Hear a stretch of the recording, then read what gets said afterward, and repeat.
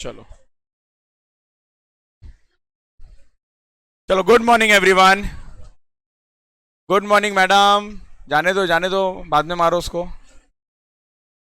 क्या हो गया उसको आप मार रहे हो? चलो, नेक्स्ट एएस। लास्ट हमने कौन सा एएस खत्म कर लिया? एएस, ये बोलो ना, एएस 19। एएस 19 में हमारा डिस्कशन पेंडिंग है अबाउट कौन सा वाला? सेल एंड लीज बैक वाला होमवर्क है मेन। ठीक है, चलो यहां पर ध्यान से देखना। छोटा सा एएस है, एएस 16। छोटा सा एएस है, क्या कर रहे हो मैडम? कल का लिखना है तो थियरी बुक क्यों नहीं आप कंप्लीट रखते हो? आप लोग थियरी बुक तो कंप्लीट रखना चाहिए ना। एएस 16 सुन लेना। बोरिंग कॉस्ट बहुत छोटा सा एएस है, बहुत ही छोटा सा एएस है। इधर देख लो ये क्या बोलता है as. Boring cost, borrowing cost का मतलब क्या मालूम है? इंटरेस्ट,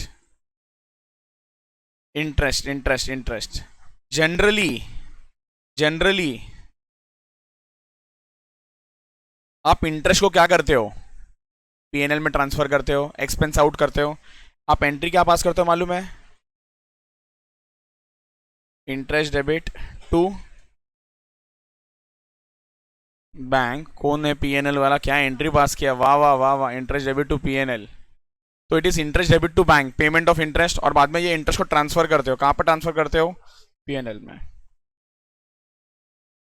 कभी ऐसा सुना है क्या कि इंटरेस्ट है ना उस एसेट के कॉस्ट में ऐड हो जाएगा? ऐसा सुना है कभी?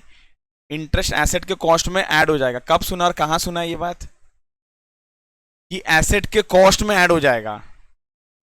मशीन खरीदो 10 लाख का, उसमें इंटरेस्ट ऐड कर दो। बिल्डिंग लो, उसमें इंटरेस्ट ऐड कर दो। ऐसा कभी सुना है? इन्वेंट्री, गुड्स है, उसमें आप इंटरेस्ट ऐड कर दो। ऐसा कभी सुना है कि एसेट्स में आप इंटरेस्ट ऐड कर दो? तो आंसर इस कभी नहीं सुना अब तक। अभी तक आप लोगों ने नहीं सुना है। आपको एएस 16 यही सिखाने वाला है कि ऐसे कुछ इंटरेस्ट होने वाले हैं जो हम लोगों को कॉस्ट में क्या करना पड़ेगा? ऐड करना पड़ेगा। कॉस्ट में क्या करना पड़ेगा? ऐड करना पड़ेगा। और ये जो कॉस्ट में ऐड करते हैं ना, उसको बोला जाता है इंटरेस्ट टू बी कैपिटलाइज्ड। क्या बोलते हैं? Interest to be capitalised. तो यहां पर देख लो, मतलब इसका दो ट्रीटमेंट का बात चलने वाला है। एक तो इंटरेस्ट टू बी, मैं आपको ना पहले इस एएस का ना क्रक्स दे रहा हूं, उसके बाद हम लोग डिटेल में बात करेंगे इस एएस के बारे में। Interest to be capitalised.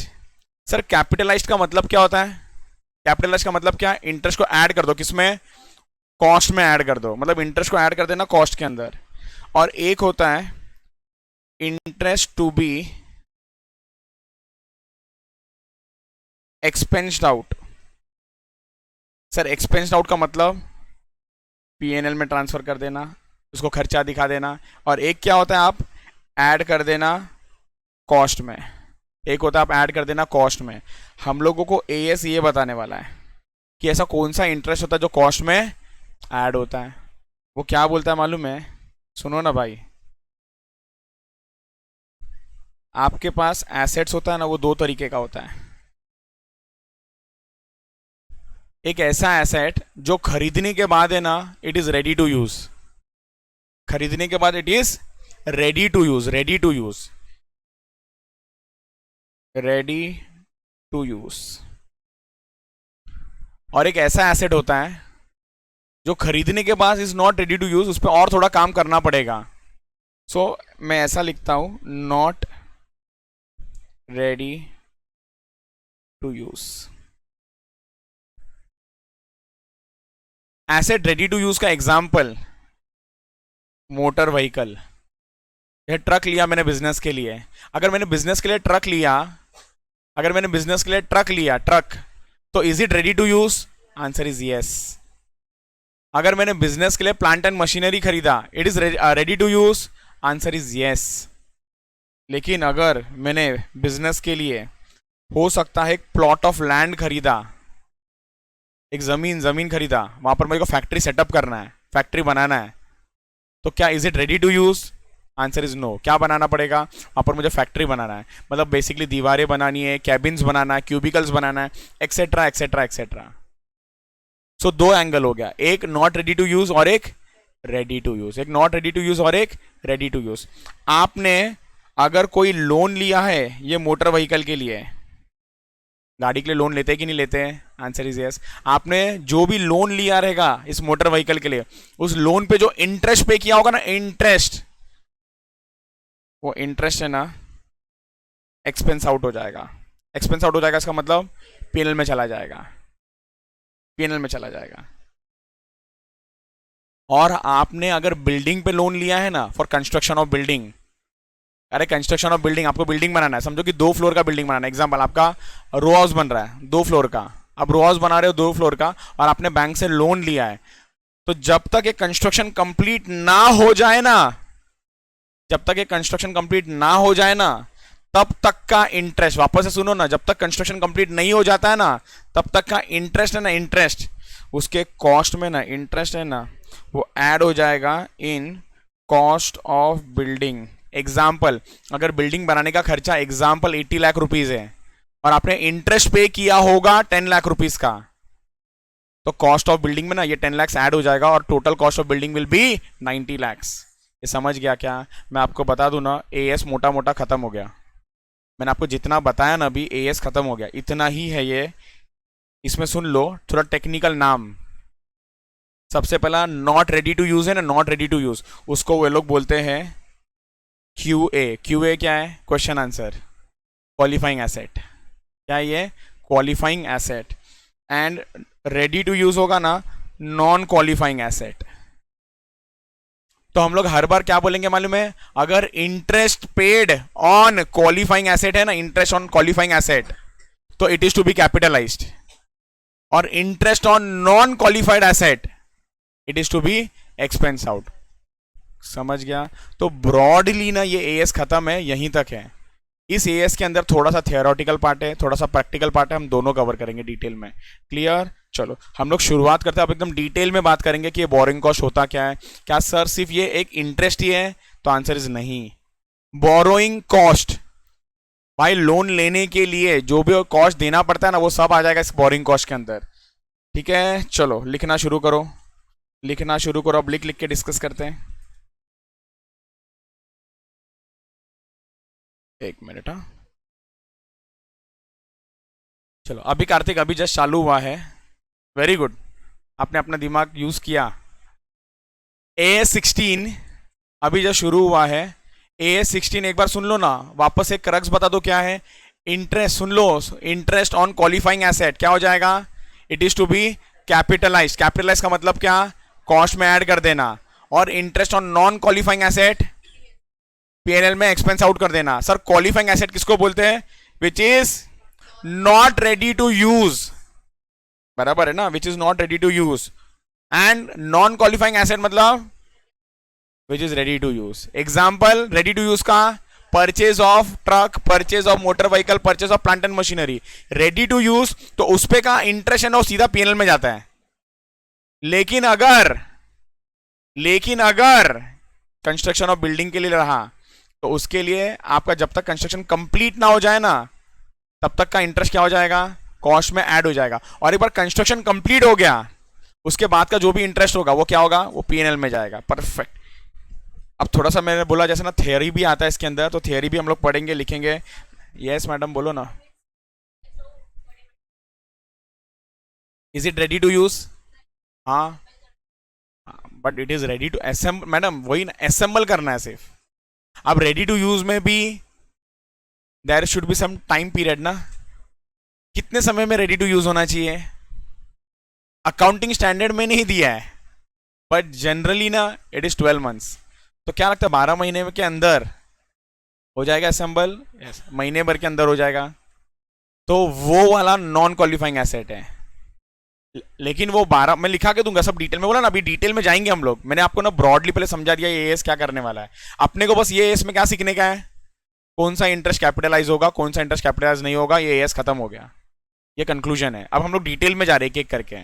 तो जैसा आपका आंसर है कि सर कितने पीरियड तक हम लोग बोलेंगे क्वालिफाइंग नॉट क्वालिफाइंग, तो इट इज 12 मंथ। बट जरूरी नहीं है 12 मंथ्स। 8 मंथ्स रहा तो भी क्वालिफाइंग मान के चलेंगे, 7 रहा तो भी क्वालिफाइंग मान के चलेंगे। क्लियर? चलो लिखते हैं। सॉरी, नहीं नहीं, दैट्स ओके, इग्नोर। मैं डिलीट कर दूं क्या उसको? रहने देता हूँ, चलो जाने दो। कि ऐसा रहेगा कि कभी मैंने आप लोगों को बताया था ऐसा कुछ बात। लिखो,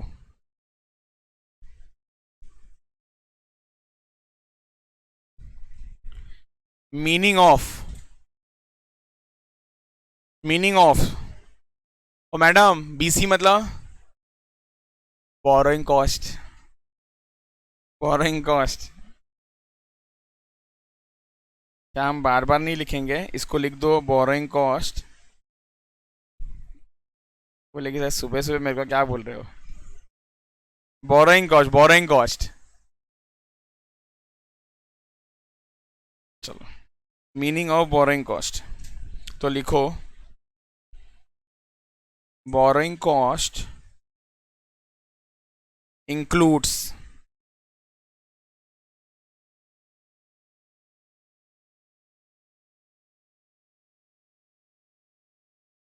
interest and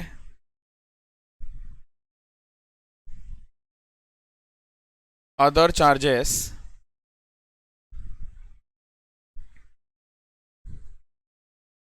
on long term or short term loans or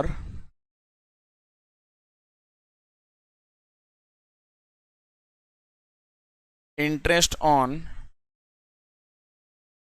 leases। So first मैंने क्या बता दिया? बीसी क्या है आपका? Interest and other charges. ये अदर चार्जेस कोई बता सकता है क्या हो सकता है? तो हाँ, प्रोसेसिंग फीस वगैरह। एक क्लियर है क्या? जब आप कभी लोन लोगे ना, आपको मालूम पड़ेगा प्रोसेसिंग फीस भी लगता है, लोन प्रोसेसिंग फीस, बराबर ना? Okay. Second,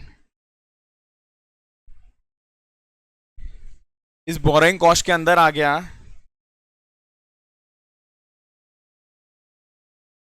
amortization of discount or premium or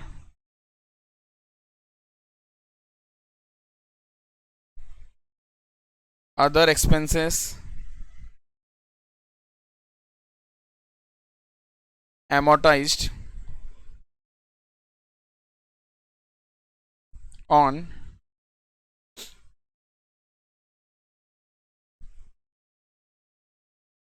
redemption of borrowings। चलो चलो, फाउंडेशन पावर बताओ ये क्या है? क्या होता है ये? वो ऊपर ही नहीं देख रहा है, अरे देखो ऊपर, क्या है ये?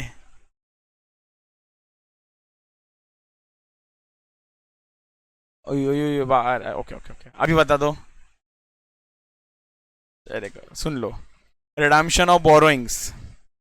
सर रिडम्पशन ऑफ बोरोइंग्स का बेस्ट एग्जांपल दूं ना मैं अगर आपको?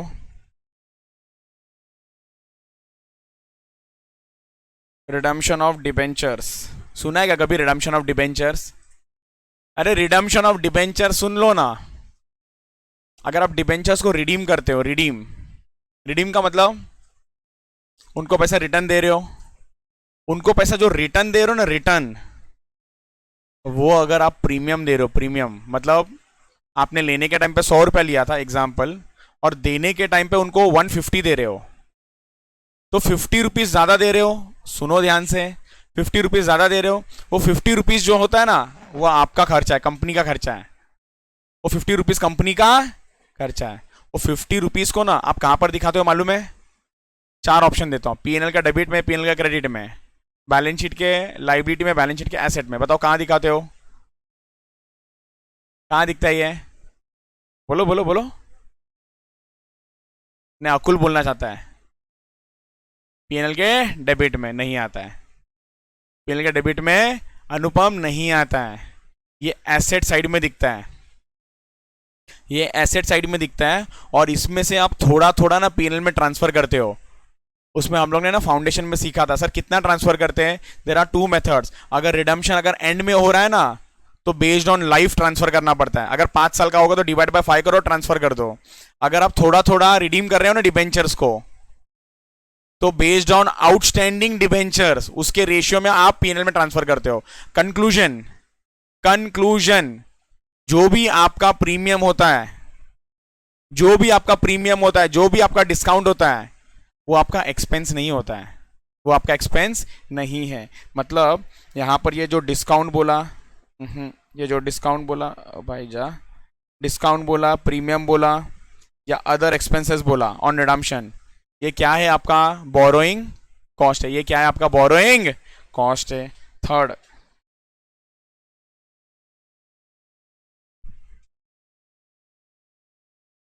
थर्ड वाला फिलहाल के लिए इग्नोर मारना, मतलब लिख लेना any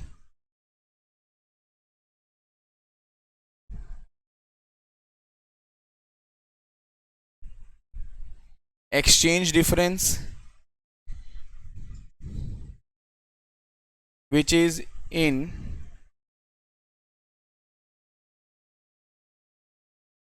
nature of loss up to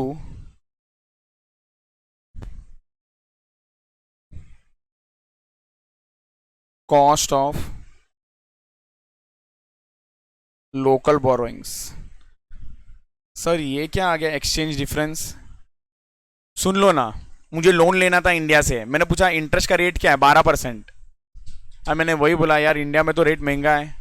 अब मैं सोचा यूएस में ना, यूएस में 2% एग्जाम्पल, तो मैंने यूएस से लोन लिया, मैंने यूएस से लोन लिया, रेट ऑफ इंटरेस्ट क्या चल रहा था, 2% चल रहा था, 2%। अब मान लो मैंने, सुन लो, इंटरेस्ट टोटल पे किया 1 लाख रुपीज। अब सवाल क्या मालूम है, इंटरेस्ट का जो रेट 1 लाख रुपीज पे किया ना, उसके अंदर दो कंपोनेंट है। एक तो जो प्रिंसिपल के ऊपर रेट ऑफ इंटरेस्ट कैलकुलेट किया होगा, उसने जो कैलकुलेट किया होगा ना वो डॉलर्स में किया होगा, लेकिन जिस दिन मैं पेमेंट कर रहा हूं उस दिन डॉलर की वजह से फ्लक्चुएशन भी आया होगा। हो सकता है लोन लेने के टाइम पे 80 लाख का लोन लिया था, 80 रुपीज के हिसाब से लोन लिया था, $1 इज इक्वल टू 80, और जिस दिन रीपेमेंट कर रहा हूं ना उस दिन 82 है, तो इंटरेस्ट भी 82 के हिसाब से जा रहा है। तो इंटरेस्ट 82 के हिसाब से जा रहा है इंटरेस्ट, तो 80 का अलग ट्रीटमेंट होगा और ₹2 का अलग ट्रीटमेंट होगा उस इंटरेस्ट के अंदर भी। उसका डिटेल डिस्कशन हम बाद में करेंगे इस एएस के अंदर, ये क्लियर है। और इसको लेके और एक सेपरेट एएस भी है आपके पास, एएस 11 वाला। डन, समझ गया? चलो डन, खत्म हो गया। एक बार बोरिंग कॉस्ट को याद कर लो ना। सर ये सब एग्जाम में आता है, क्या? Answer is yes. मैं आपको बता दूं ना, थियरी भी एग्जाम में आता है, तो प्लीज याद कर लो। क्या बोला है? Borrowing cost includes what's? सबसे पहला interest and other charges. Sir कौन सा लोन का, शॉर्ट टर्म लोन की लॉन्ग टर्म? दोनों ही बराबर। और interest on leases, amount amortisation of discount और प्रीमियम और other expenses amortized on redemption of borrowings, any exchange difference which is in nature of loss up to cost of local borrowing। इसका detail discussion बाद में करेंगे। ये done है क्या? पहला पॉइंट समझा, आओ सेकंड पॉइंट पे। खत्म हो गया पहला कहानी, खत्म। अब आओ सेकंड कहानी पे।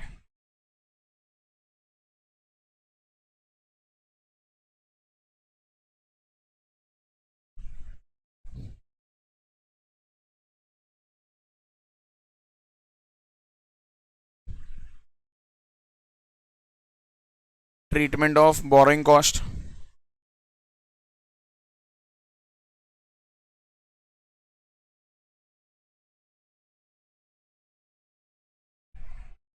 ट्रीटमेंट ऑफ बोरोइंग कॉस्ट, जरा एक मिनट इधर देखो ना।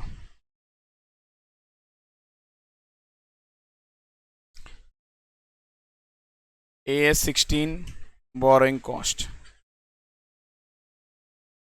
सो ये जो बोरोइंग कॉस्ट है ये लिखा के दे दिया मैंने आपको, उसका डेफिनेशंस। क्वालिफाइंग एसेट जरा देखो क्या बोला है। Qualifying asset is an asset with that takes necessarily substantial period of time, that takes necessarily substantial period of time, that takes necessarily substantial period of time for its intended use or sale। एक minute, for its intended use और cell, इसके detail postmortem करेंगे हम थोड़ी देर में, but इतना clear हो गया, देखा आप लोगों ने? ओके। अब यहां पर देखो, एक्सचेंज डिफरेंस का बाद में बात करेंगे। Borrowing cost, borrowing cost directly related to acquisition, construction और प्रोडक्शन ऑफ क्वालिफाइंग एसेट। क्या करना चाहिए बोलो उसको? कैपिटलाइज करना चाहिए। क्या करना चाहिए? कैपिटलाइज करना चाहिए। एंड अदर देन क्वालिफाइंग रहा तो रेवेन्यू एक्सपेंडिचर, मतलब ये कहां पर जाएगा? पीएनएल में जाएगा। Clear sir? क्वालिफाइंग किसको बोलते हैं? Which takes substantial period of time for its intended use, which takes substantial period of time for its intended use. क्या ये समझ में आ गया आप लोगों को ट्रीटमेंट ऑफ बोरिंग कॉस्ट? चलो लिखते हैं हम लोग।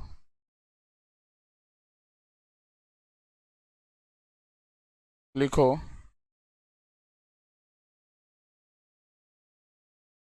बोरिंग कॉस्ट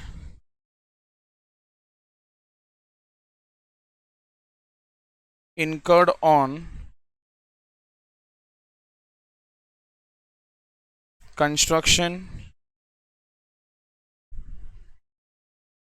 acquisition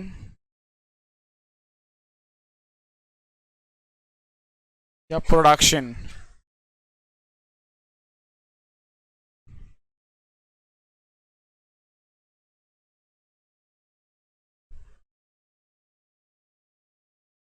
ऑफ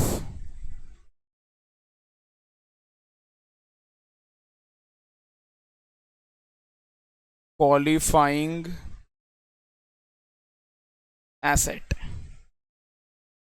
जिसको हम लोग नेक्स्ट टाइम से बोलेंगे QA, qualifying asset.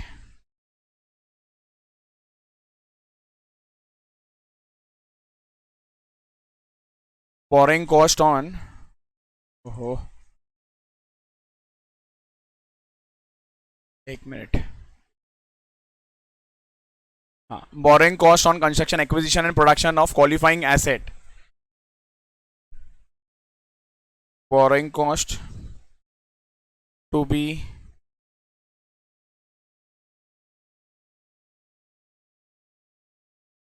capitalized with qualifying asset. It is to be capitalized with qualifying asset. And borrowing cost on construction, acquisition and production of other than qualifying asset.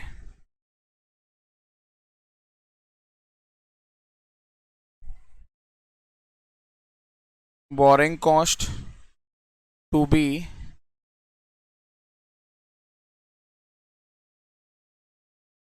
expensed out,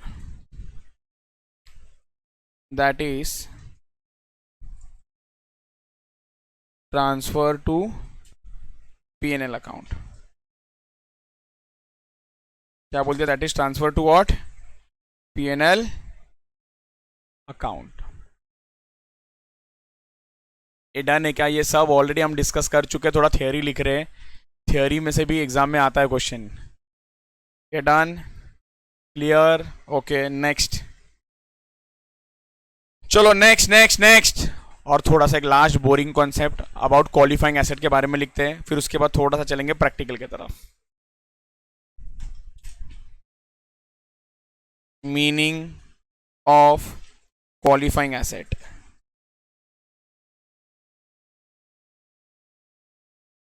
first, qualifying asset is an asset which takes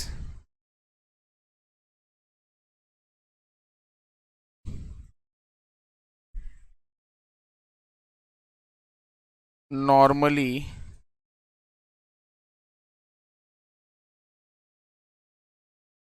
substantial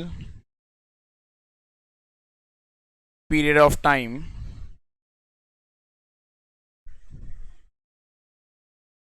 to get ready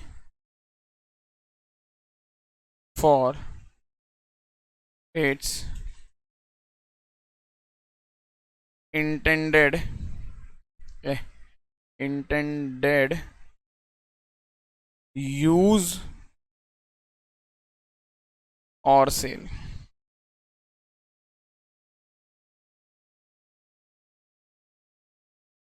sir but ये substantial period of time generally होता कितना है generally, तो generally it is considered as 12 months, तो लिखो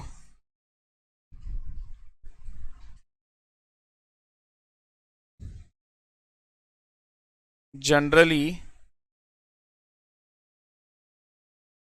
12 months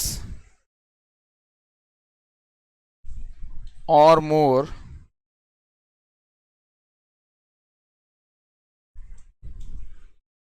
is considered as substantial period, is considered as substantial period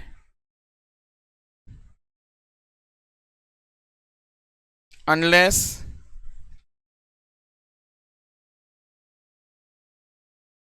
lower period can be justified. Lower period can be, अरे यार अगर question ने बोला कंस्ट्रक्शन के लिए ना 7 महीना लग गया, तो आप क्या बोलोगे, क्वालिफाइंग है कि नॉन क्वालिफाइंग? आप बोलोगे सर नॉन क्वालिफाइंग क्योंकि 12 के अंदर है, तो ऐसा नहीं है, ऐसा नहीं है। मैं आपको एक थंब रूल दे दूं ना, बोरिंग कॉस्ट आया और कोई एसेट के बारे में बात कर रहा है ना 4-5 महीने से ज्यादा, तो समझ जाना वो क्वालिफाइंग है, समझ जाना क्या है वो आपका क्वालिफाइंग है। ठीक है, लिखो third,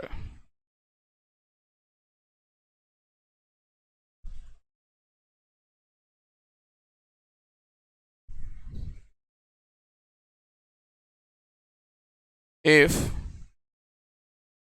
lower period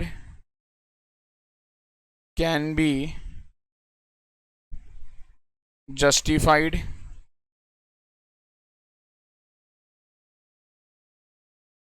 then take substantial period lower than 12 months। चलो चलो आप लोगों को कुछ सवाल पूछता हूँ।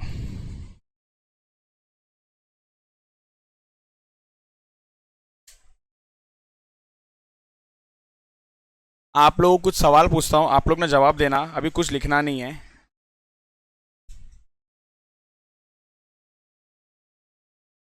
आप लोगों को मुझे बस ये बताना है कि ये क्वालिफाइंग एसेट है कि नॉन क्वालिफाइंग एसेट है। ठीक है, तो मैं एक एक करके लिखता हूँ।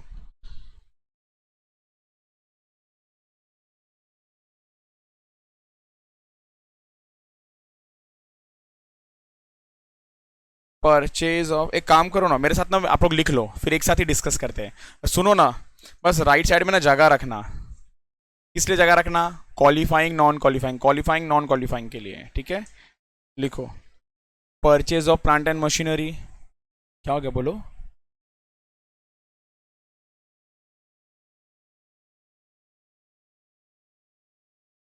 Advance paid for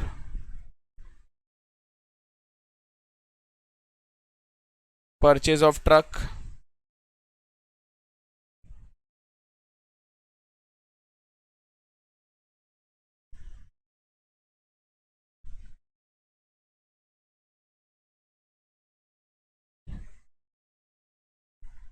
renovation of plant and machinery,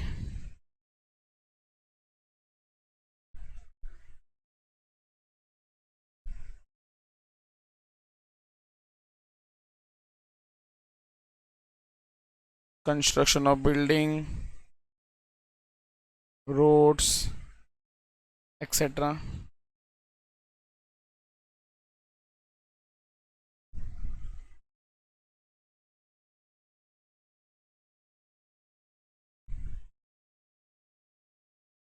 Advance paid for purchase of material,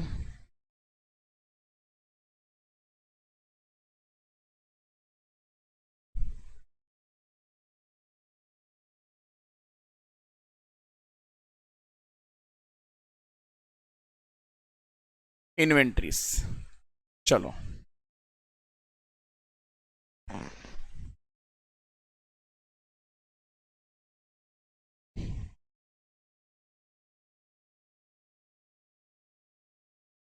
चलो यहाँ पर ध्यान देना, बोलो सब लोग एक साथ बताते जाओ एक एक करके।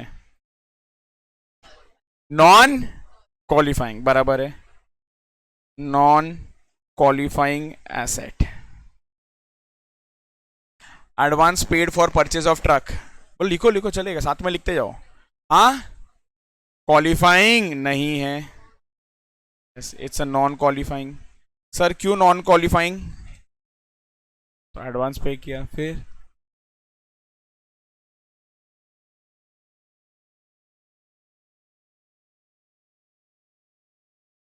तो फिर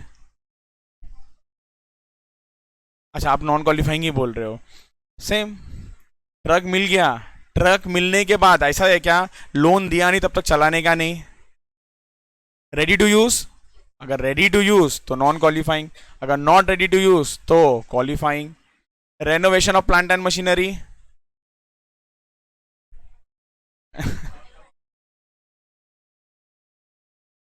बोलती है कि सर प्लांट एंड मशीनरी आ गया ना नॉन क्वालिफाइंग, तो इट्स अ क्वालिफाइंग।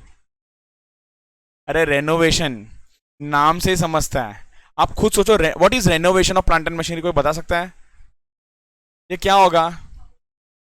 हाँ हाँ रिपेयर कर रहे, क्या कर रहे हैं, प्लांट एंड मशीनरी को रेनोवेट। देखो एक रेनोवेट और रिपेयर, मैंने इसलिए ना रिपेयर वर्ड यूज किया है, अगर रेनोवेट वर्ड यूज किया, अगर मैं रिपेयर करता ना शायद तो आपको ना मुझे ना पीरियड स्पेसिफाई करना पड़ता, बट रेनोवेशन अपने आप में ना एक बड़ा शब्द है जो ये डिनोट करता है कि it will take some time.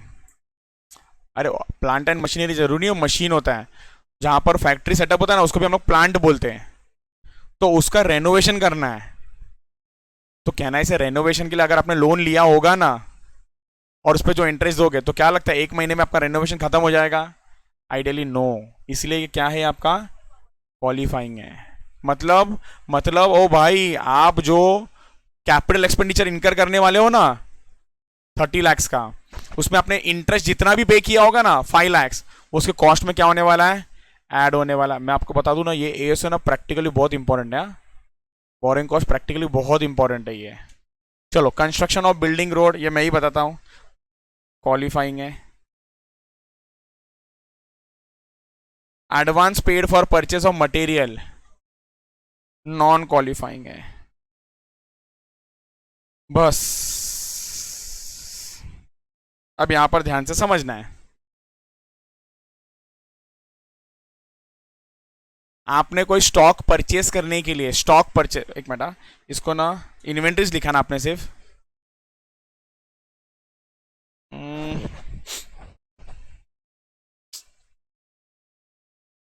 चलो ना मैं ऐड करना था मुझे परचेज ऑफ इन्वेंट्रीज, अब परचेज ऑफ स्टॉक लिखना था, तो बताओ ये क्या हो जाएगा?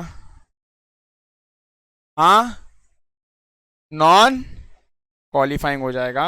मैं इसके आगे एक फेवरेट वर्ड ऐड करता हूं आप लोगों का, वाइन्स। वाइन क्यों क्वालिफाइंग? यस क्योंकि वाइन के लिए ना टाइम लगता है, देखो एक्सपीरियंस्ड, वाइन वाइन के लिए ना टाइम लगता है, टाइम लगता है, टाइम लगता है, तो इसीलिए अगर वाइन रहा ना वाइन, या ऐसा कोई inventory which will take some time to get ready, मतलब ऐसा बहुत बार होता है ना यार, आप कुछ सोचो ना घर पे कुछ चीज बनाया है, आप तुरंत नहीं खा सकते हो, उसको थोड़े समय के बाद खाना पड़ेगा एकदम। ऐसा कोई एग्जांपल आप सोच सकते हो जैसे कि आइसक्रीम, मतलब आपने बेसिकली ग्राइंड किया वो एक वाटर फॉर्म में, अब आपको आइसक्रीम खाना है तो थोड़ा समय रुकना पड़ेगा, आपको फ्रीजर में रखना पड़ेगा और फिर कंज्यूम कर सकते हो। सिमिलरली ये वाइन भी जो होता है ना इट टेक्स सम टाइम कि वो वाइन बन जाए। और भी ऐसे प्रोडक्ट और भी इन्वेंट्रीज है ऐसे which will take some time but question will specify, but wines क्या जनरली सबको पता होता है कि वो समय लगता है थोड़ा सा।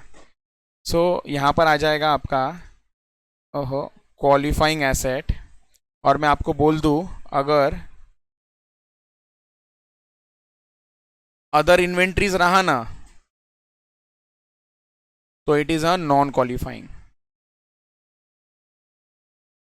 तो it is a non qualifying asset.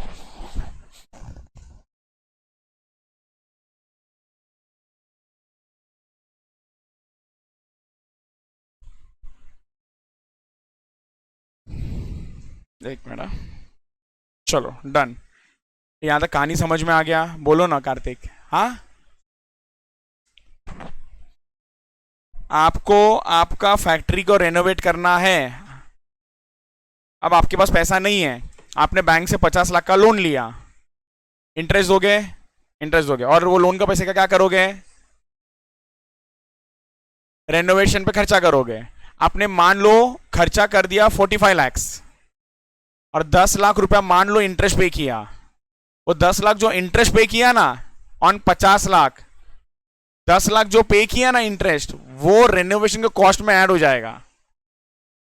Done? ये डन? चलो,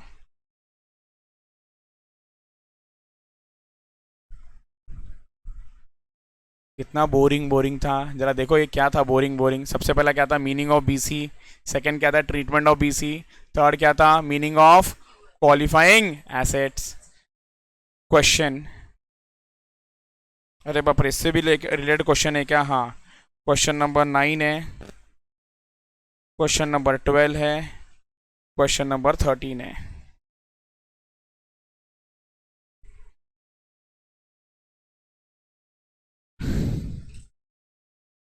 मुझे मालूम है, मुझे मालूम है क्या। 2 मिनट रुक जाओ। हम्म, चलो यहां से देखो।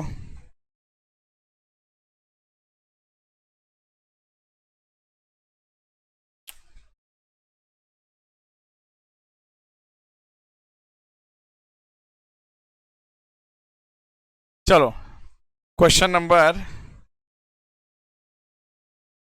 9, question number 9, briefly indicate the items which are included in the expression borrowing cost. ये समझा कि नहीं समझा? Which are included in borrowing cost. तो इस बीसी में क्या क्या इंक्लूड होता है आपको लिखा के दिया। BC includes construction, BC include construction. Very good, क्या बारी लिखा है आपने, ये पढ़ो ना जाके। इंटरेस्ट एंड अदर चार्जेस बराबर, ये वाला एक आएगा। सेकंड में क्या है? हाँ, एमोर्टाइजेशन ऑफ डिस्काउंट प्रीमियम बराबर। तीसरा क्या है? एक्सचेंज डिफरेंस वाला। तो ये 3 चीज बेसिकली आपको इंक्लूजन में लिखना है। क्या ये एकदम क्लियर है आप लोगों को? मैं यहां पर लिख देता हूं। बेसिक्स में जो था ना वहां पर मैंने कवर कर लिया ये। अच्छा, नेक्स्ट क्या लिखा है आपको? 12, क्वेश्चन नंबर 12 सुनो ना क्या बोला है। A company capitalises interest cost of holding investments. पहले ना मुझे आप लोग ना क्वेश्चन समझाओ ना, सब लोग का ध्यान रहेगा इधर please. Company capitalises interest cost of holding investments and add to the cost of investments every year, thereby understating the interest cost in P&L. Comment on the accounting treatment done by the company in the context of relevant AS. बोलो, मुझे question समझा दो, बाकी का answer मैं देता हूं आपको। क्वेश्चन समझा? बिल्कुल नहीं। क्वालिफाइंग एसेट्स के बारे में बोल रहा है? बिल्कुल नहीं। क्वेश्चन को एक बार पढ़ो, अच्छे से पढ़ो सब लोग, क्वेश्चन को पढ़ो, रीड करो क्वेश्चन को, तो ही समझ में आएगा। सही है।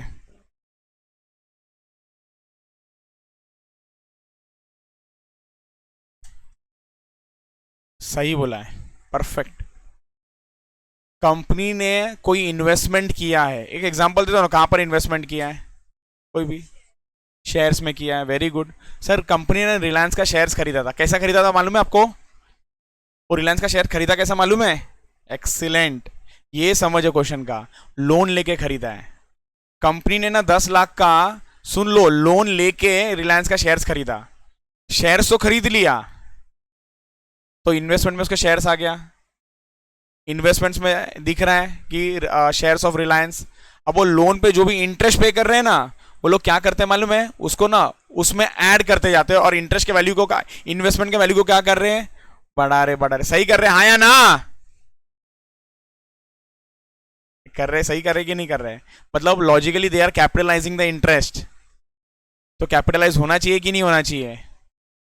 हाँ, नहीं होना चाहिए। क्यों नहीं होना चाहिए? बस क्या बात मैडम, पढ़ के ऐसा लग रहा पूरा खतरनाक।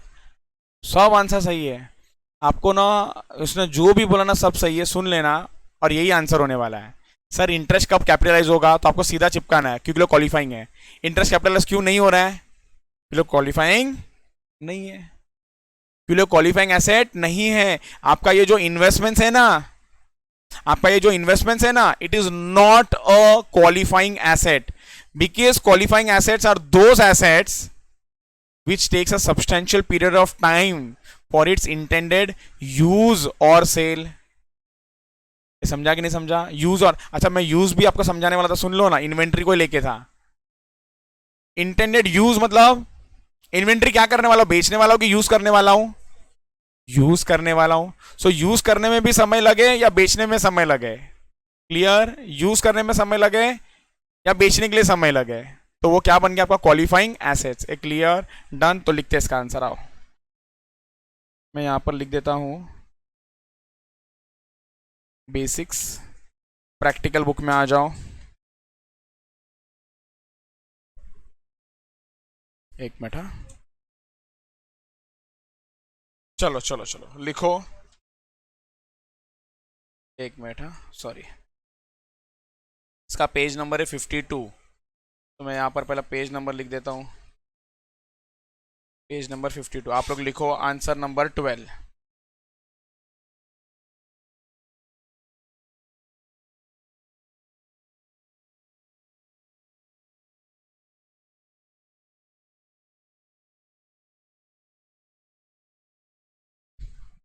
आंसर नंबर 12 लिखो।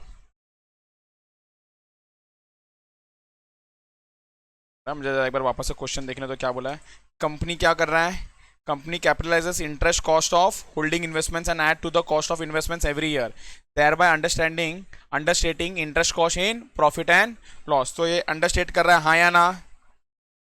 नहीं कर रहा है। हाँ या ना? कर रहा है कि नहीं कर रहा है? हाँ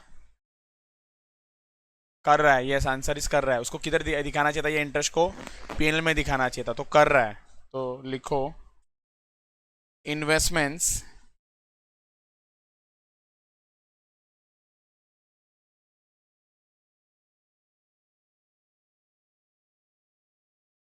आपको ना पॉइंट में लिखाता हूँ, इसको लिख दो point number 1। Investments other than investment properties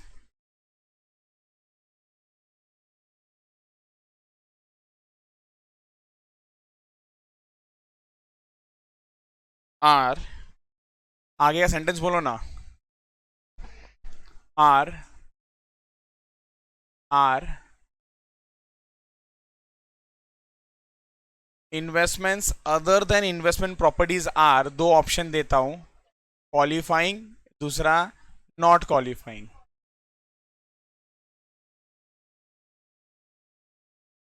perfect है। तो नॉन क्वालिफाइंग आर नॉट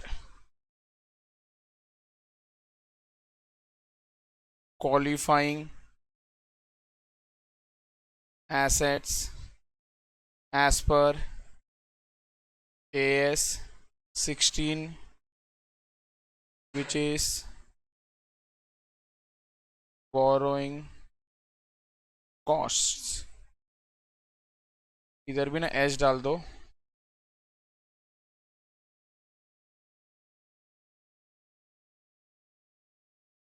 चलो सिंपल है, सुनो ना। अरे इन्वेस्टमेंट्स सुनो ना, investments are not qualifying asset, खत्म हो गया। इन्वेस्टमेंट्स आर, लेकिन भाई investment in properties are qualifying. इसलिए सेंटेंस कैसा बना दिया? Investments other than investment properties are not qualifying. मतलब उसको क्या बोलना है? नॉर्मल इन्वेस्टमेंट्स क्या होता है आपका? Not qualifying. और इन्वेस्टमेंट प्रॉपर्टीज क्या होता है? क्वालिफाइंग। तो इसलिए सेंटेंस कैसा बना दिया? Investments other than investment properties are not qualifying assets. Clear है क्या? एक मिनट इधर ध्यान से देखो, जिसको सेंटेंस कंफ्यूजिंग लगा। ये इन्वेस्टमेंट प्रॉपर्टीज है ना, ये आपका आइडियली क्या है? क्वालिफाइंग एसेट्स है। Clear, done done done done. Okay, आपको सेंटेंस ऐसा याद रखना है, investments are not qualifying assets. Okay, second,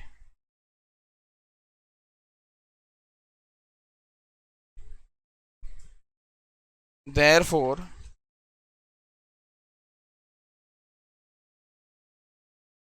interest cost of holding such investments cannot be capitalized, cannot be capitalized। interest cost of holding such investments cannot be, समझा कि नहीं समझा? मतलब इंटरेस्ट ऑन ऐसा इन्वेस्टमेंट्स, अरे रिलायंस में अगर आपने लोन लिया होगा ना, it cannot be capitalised. Third, also even interest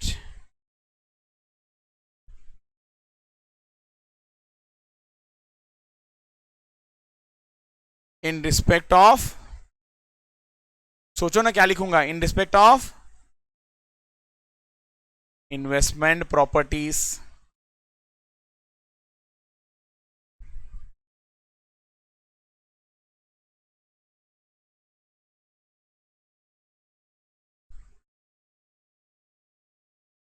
can only be capitalized if such properties meet the definition of qualifying asset। Very good।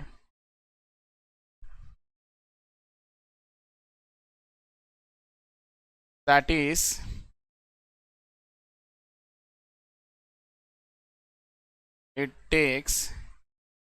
it necessarily takes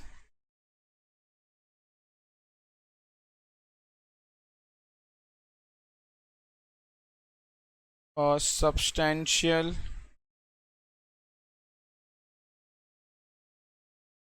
period of time to get ready for its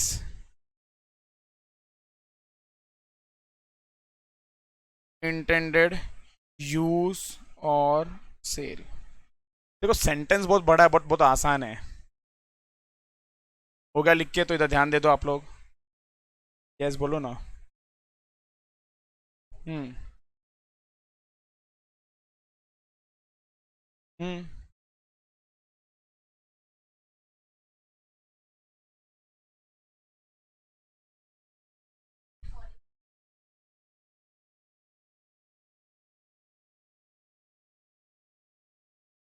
एक बार का उल्टा पूछोगे तो समझता था।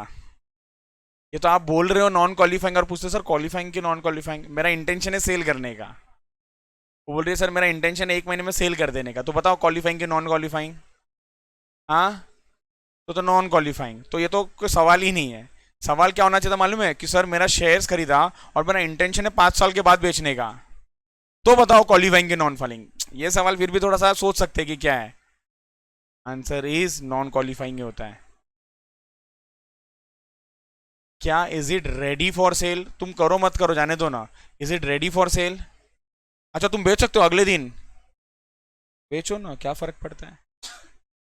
Ready for sale है कि नहीं, बस। Is it ready for sale, तो आंसर इज यस, तो इट इज नॉन क्वालिफाइंग, खत्म।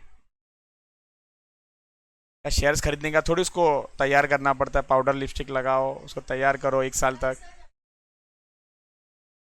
अच्छा पैसे जब तक दिया नहीं तब तक क्या, मेरे को बताओ, पैसा दिया नहीं तो कोई शेयर्स देगा आपको?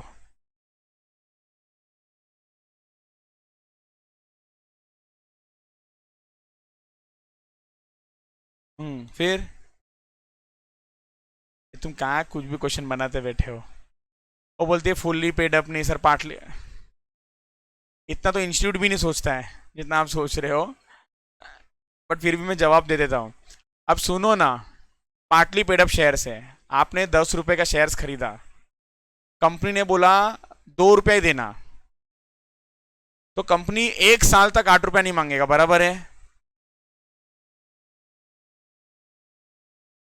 अच्छा, तो कंपनी को शेयर शेयर कैपिटल इशू क्यों करना था? लॉजिक लगाओ ना यार। मैं बैंक में जाता हूँ, बैंक को क्या बोलता मालूम है? बैंक सुन सुन सुन, मेरे को लोन चाहिए, ये सुन ना, लोन चाहिए, बहुत अर्जेंट है, लोन चाहिए। बैंक बोला ओके, एक काम कर, लोन के लिए ना बहुत नचाएंगे, ये डॉक्यूमेंट दो, वो डॉक्यूमेंट दो, आपका सिविल चेक करेंगे, आपको समझो प्रॉपर्टी खरीदना होता है ना, तो आपका तो पूरा वेरिफिकेशन होगा, प्लस प्रॉपर्टी का भी वेरिफिकेशन होता है, प्रॉपर्टी का भी वेरिफिकेशन होता है। बैंक वाले लोग आएंगे, फोटो वोटो निकालेंगे प्रॉपर्टी का। तो ऐसा करते करते ना 1.5-2 महीना गया, आप समझो, आपके सवाल का जवाब है ये। 1.5-2 महीना चला गया उधर। उसके बाद है ना, लोन क्रेडिट आ जाए उससे पहले ना सैंक्शन लेटर आता है। सैंक्शन लेटर का मतलब होता है आपका औकात पता चलता है कि कितने तक आप लोन ले सकते हो, कितने तक का आपको सैंक्शन किया गया है।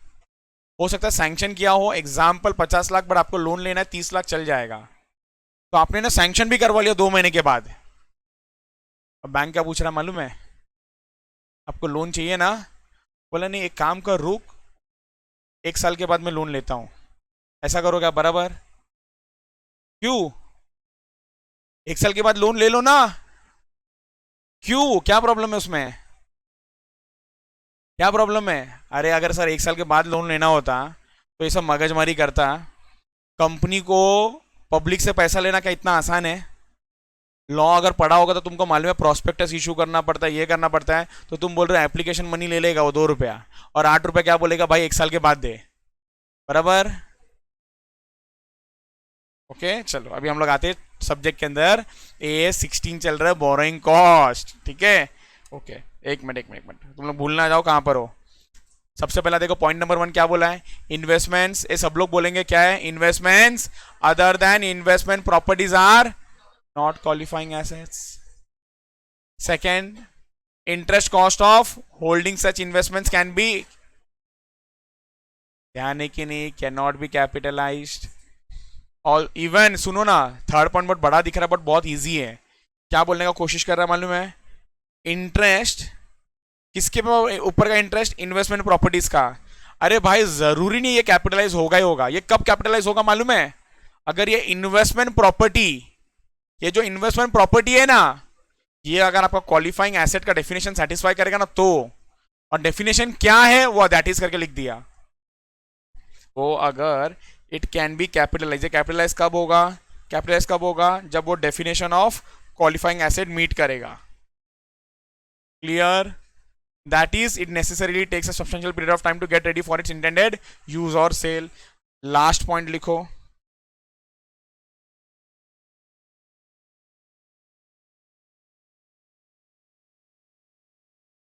Fourth,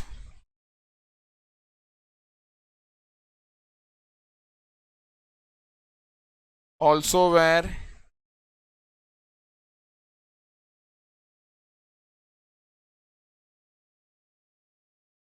investment properties meet the definition of qualifying asset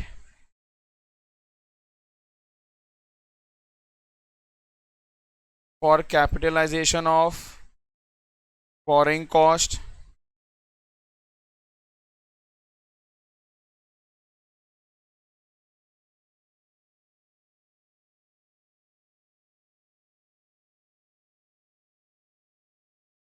the other requirements of the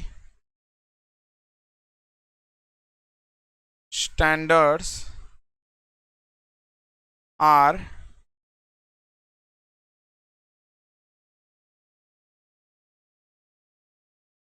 से अच्छा लिखो, have to be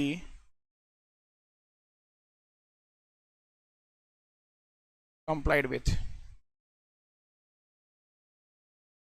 मतलब उसने बोला और भी कुछ रिक्वायरमेंट्स हो गए, वो भी क्या होना चाहिए, कंप्लाई होना चाहिए।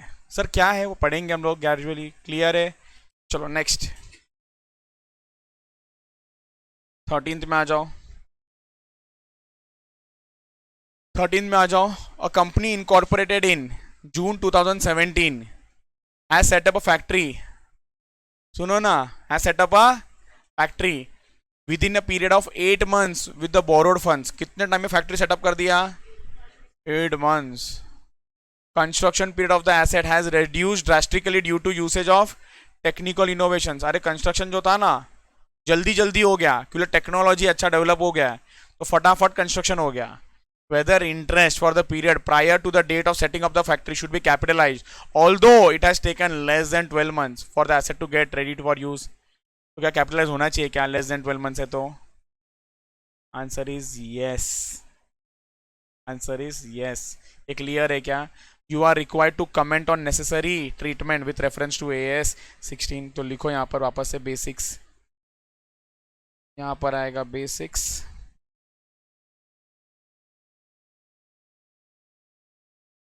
Answer number 13, answer number 13, page number 53।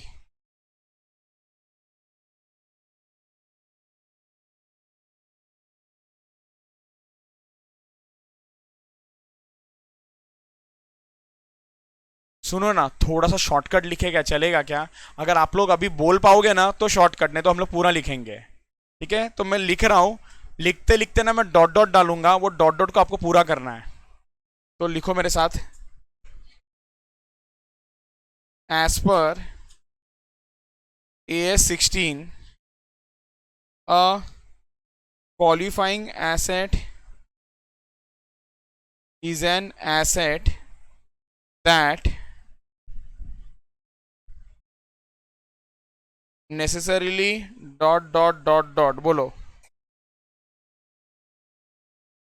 takes a substantial period of time for its intended use or sale। Perfect, ये समझ जाएगा ये लिखने का। डन। आप लोग भी ऐसे डॉट डॉट डॉट डॉट डाल दो।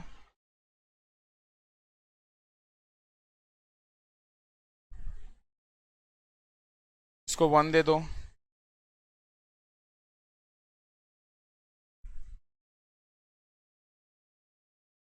जनरली सब अच्छा ओन वर्ड्स में चलेगा मुझे। Generally substantial period is 12 months or more unless lower period than 12 months can be justified। Sir कहाँ पर लिखा है? आपको मैंने ना कॉन्सेप्ट बुक में स्टार्टिंग में लिखा के दिया है, वो चिपका देना, वो चिपका देना।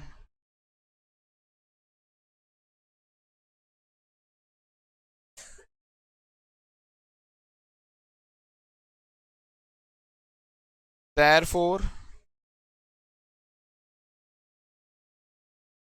in given case where construction period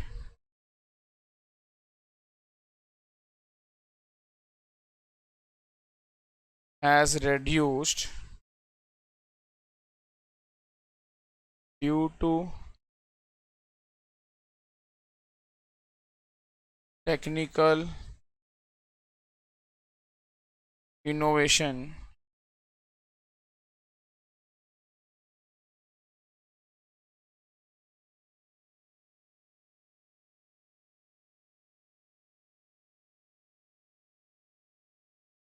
should be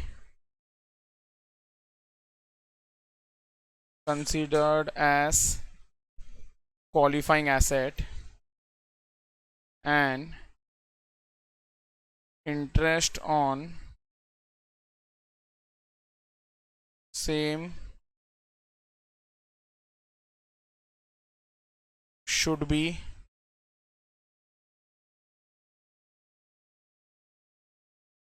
capitalised. अच्छा, अभी डिपेंड्स कि कितने मार्क्स का एग्जाम में आया, उसके हिसाब से आपका और फेंकना तो और फेंकना। क्लियर? बस बीकॉम मोड ऑन कर देना और जो भी है मन में आया लिखते जाना रिलेटेड टू AS16। ठीक है, चलो अब थोड़ा सा ना प्रैक्टिकल एस्पेक्ट पे चलते हैं। इस AS16 के अंदर हम लोगों ने 3 कॉन्सेप्ट देख लिया है। सबसे पहला मीनिंग देखा, दूसरा ट्रीटमेंट देखा और तीसरा क्वालिफाइंग एसेट्स देखा। चलो अच्छा, और एक छोटा सा थियोरेटिकल पार्ट है, लिखो, पर ये बहुत काम का है, बहुत काम का है, बहुत काम का है। लिखो,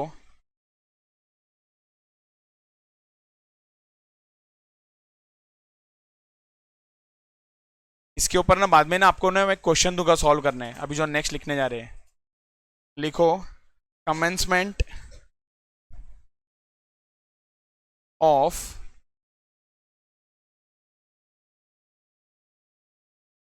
कैपिटलाइजेशन। क्या होता है ये कमेंसमेंट ऑफ कैपिटलाइजेशन? क्या होता है, नाम से क्या समझ रहा है? What do you mean by commencement of capitalisation? हाँ सर, कैपिटलाइजेशन कब शुरू करें? सर कब शुरू कर देना चाहिए? तो लिखो,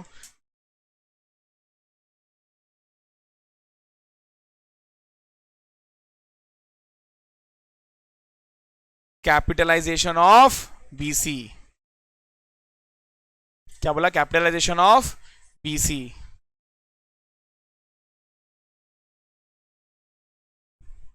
as a part of QA।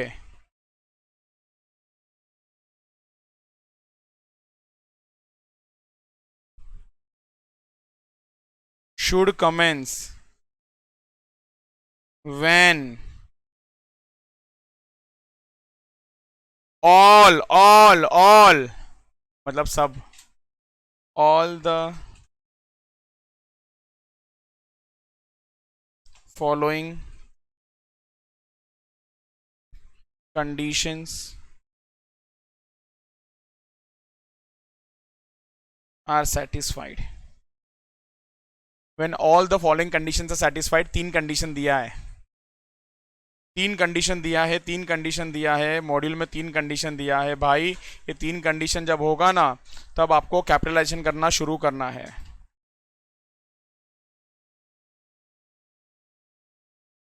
पहला कंडीशन एक बार सब लोग पढ़ेंगे, क्या लिखा है?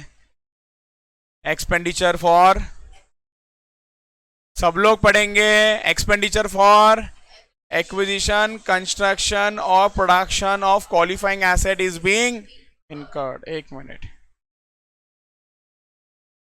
एक्सपेंडिचर इज बीइंग इनकर्ड मतलब? सर मतलब बोलो बोलो। हाँ, इसके सामने खर्चा हुआ है, एक एग्जांपल दोगे क्या? एकदम परफेक्ट बोला, बट वो गहराई को आप लोग आई डोंट नो पकड़ पाए कि नहीं पकड़ पाए। कुछ एग्जांपल दो ना, जहां पर है ना इनकर नहीं हुआ है तो समझ में ज्यादा आएगा।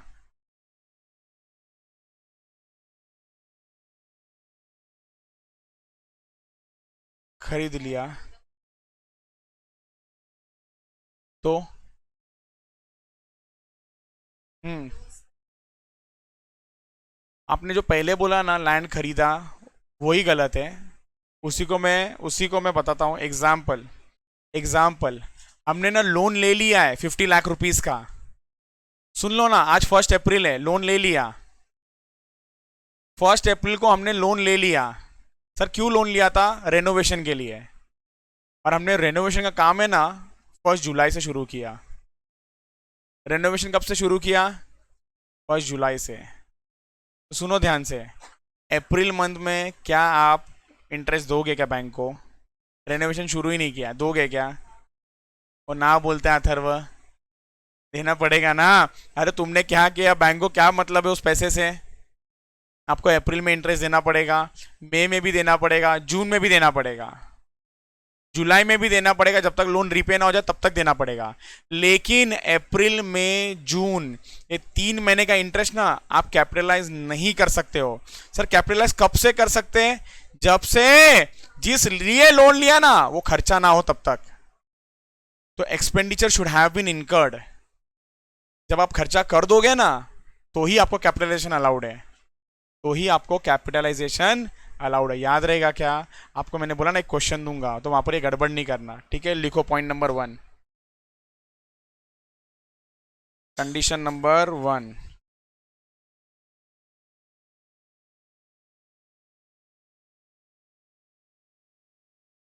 एक्सपेंडिचर फॉर एसीपी, एसीपी के लिए खर्चा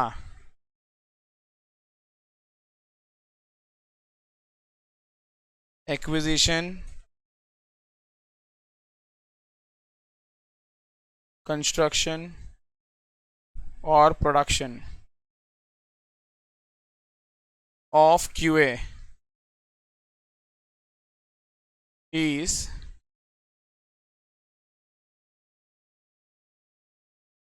बीन इंकर्ड। क्लियर है क्या पहला वाला? ओके। सेकेंड वाला देखो क्या बोल रहे हैं, borrowing cost are being incurred, मतलब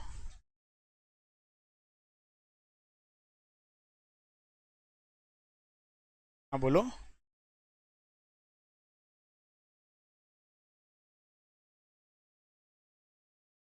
सही है, जरूरी नहीं पे करना है। इंटरेस्ट कॉस्ट हो रहा है का मतलब हो सकता है आपके पास है ना, आपके साथ है ना बैंक का अरेंजमेंट ऐसा है कि भाई तू लोन ले ले आज, लेकिन मेरे को पेमेंट कब से दे मालूम है? 1 साल के बाद। 1 साल के बाद, जैसे कि एजुकेशनल लोन होता है ना, वहां पर रीपेमेंट तुरंत नहीं होता है। वहां पर रीपेमेंट कब होता है पता है आपको? जॉब लग जाएगा ना तब होता है। आपका जॉब लगेगा ना तब होता है एजुकेशन लोन पे। क्या बोलते हैं? कंपोनेंट। सो बेसिकली क्या होता है सुन लो। वैसे अगर बैंक के साथ आपका अरेंजमेंट है कि भाई लोन ले लिया, आपने खर्चा भी कर लिया, लेकिन अगर बोरिंग कॉस्ट इनकर ही नहीं हो रहा है तो कैपिटलाइज क्या करोगे? तो कैपिटलाइज करने के लिए ना बोरिंग कॉस्ट भी इनकर होना चाहिए। लिखो सेकंड वाला,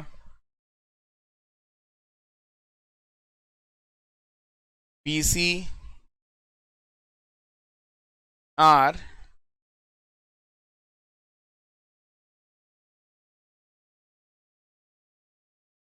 बीन इनकर्ड। ये सुन लो, पहला एंड दूसरा दोनों कंडीशन सेटिस्फाई होना चाहिए। All a all. तीसरा, तीसरा और आखिरी क्या बोला है देखो, activities that are necessary to prepare the assets for its intended use और सेल आर इन प्रोग्रेस। मतलब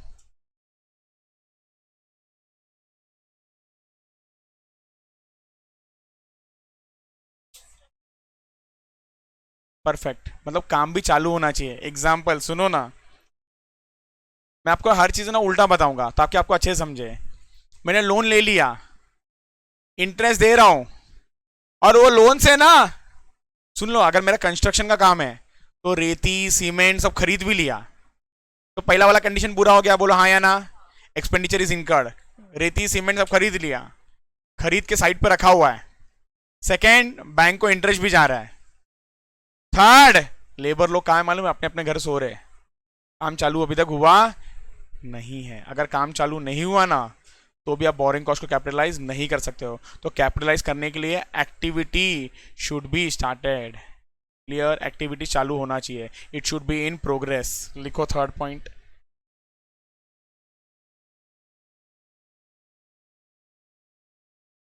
activities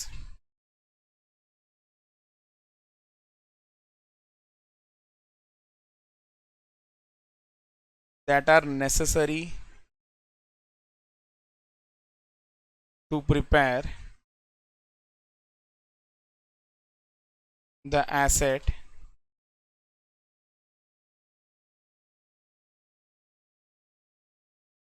for its intended use or sale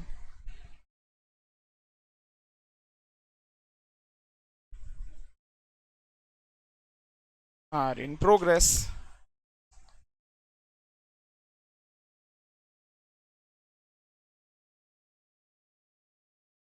ये समझा क्या सबको? पहला कंडीशन क्या है sir? Expenditures is being incurred. Second, borrowing cost is been incurred. Third, activities are in progress. ये तीन कंडीशन, तीनों के तीनों कंडीशन सेटिस्फाई होना चाहिए. ऑल कंडीशंस आर सेटिस्फाइड ना, तो ही जाके क्या होगा, कैपिटलाइजेशन होगा, नहीं तो कैपिटलाइजेशन नहीं होगा. क्या ये सबको समझ गया? Done done. आगे सवाल आएगा तो बाद में बात करेंगे. चलो आगे आपको एक सवाल आएगा तब बात करेंगे. ठीक है, नेक्स्ट लिखो.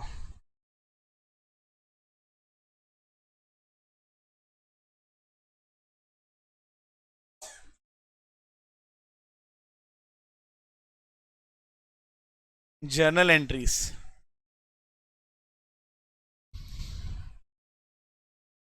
Journal entries. Journal entries. सबसे पहला लोन टेकन. जरा जल्दी जल्दी एंट्री बोलो. ए लोन लिया तो एंट्री क्या आएगा? परफेक्ट. टू, मिला टू में अटक गए यार. तो loan account to bank loan लिखो ना.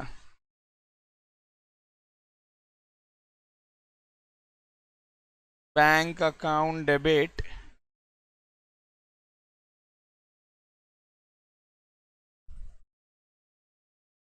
To bank loan. सुन लो, पेमेंट प्रिंसिपल भी होगा, इंटरेस्ट भी होगा, दोनों को बोलते हैं इंस्टॉलमेंट्स या ईएमआई भी बोलते हैं. हम लोग यहां पर स्पेसिफिक ना इंटरेस्ट का बात कर रहे हैं इधर, इसलिए मैं लिखूंगा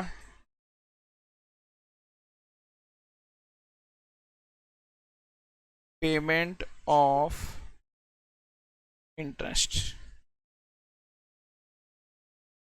पेमेंट ऑफ इंटरेस्ट तो लिखो इसमें, it will be interest account debit to bank. Interest account debit to bank. उसके बाद इस इंटरेस्ट को ट्रांसफर करना पड़ता है. कहां पर ट्रांसफर कर देंगे बोलो ना? डिपेंड्स. कुछ पार्ट जाएगा बैलेंस शीट के एसेट में, कुछ पार्ट जाएगा पीएनएल में. सर एसेट में कौन सा पार्ट जाएगा? जो क्वालिफाइंग एसेट से रिलेटेड होगा. और एक्सपेंस आउट कौन सा होगा? जो नॉन क्वालिफाइंग एसेट से रिलेटेड होगा. क्लियर? लिखो.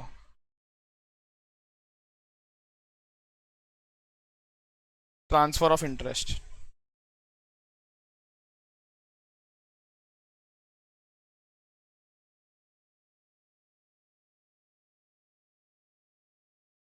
Transfer of interest asset account debit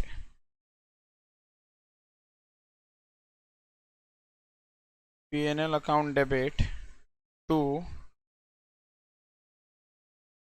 interest. ये वाला हो जाएगा इंटरेस्ट ऑन क्वालिफाइंग एसेट. ये वाला हो जाएगा interest on non qualifying asset.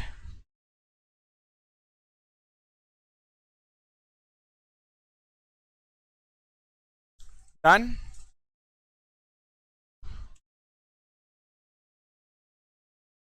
Note in question. Sir ये सारे एंट्रीज आने वाले हैं क्या? कुछ भी नहीं आएगा इसमें से. ये सिर्फ आपके अंडरस्टैंडिंग के लिए था, आपको समझ में आया कि हम लोग इस एएस में क्या पढ़ रहे हैं. हम लोग इस एएस में ये पढ़ने वाले हैं कि सर ये जो इंटरेस्ट है ना, इसको अगर कैपिटलाइज करते हो ना तो क्या एंट्री पास करते हो. अगर मैं आपको सिर्फ पूछूं इंटरेस्ट कैपिटलाइजेशन का एंट्री क्या होता है तो क्या बोलोगे आप लोग? एसेट अकाउंट डेबिट टू, वो इंटरेस्ट ट्रांसफर का हो गया. देखो दो एंट्री बोलो. एक तो आप मुझे दो एंट्री बोलो. क्या बोलो मालूम है sir?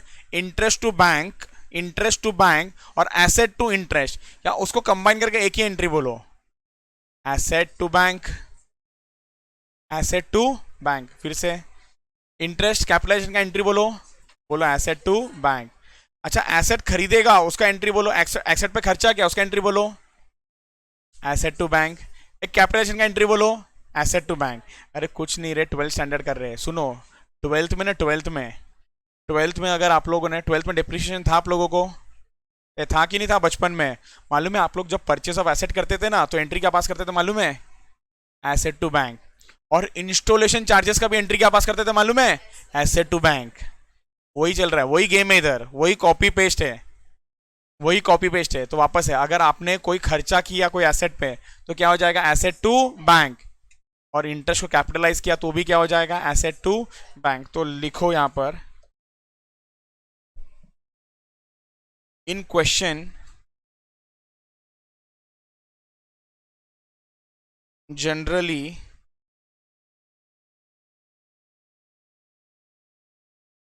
following entry is asked।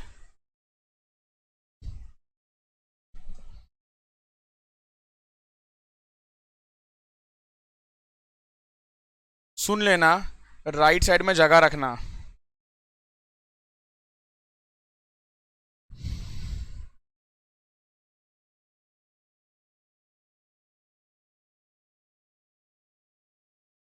अगर आपने एक्सपेंडिचर ऑन एसेट किया होगा तो एंट्री क्या पास करोगे आप? Asset account debit to bank. और आपके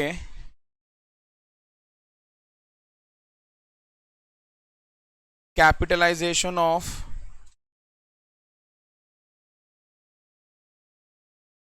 इंटरेस्ट, कैपिटलाइजेशन ऑफ इंटरेस्ट का भी क्या एंट्री बनेगा?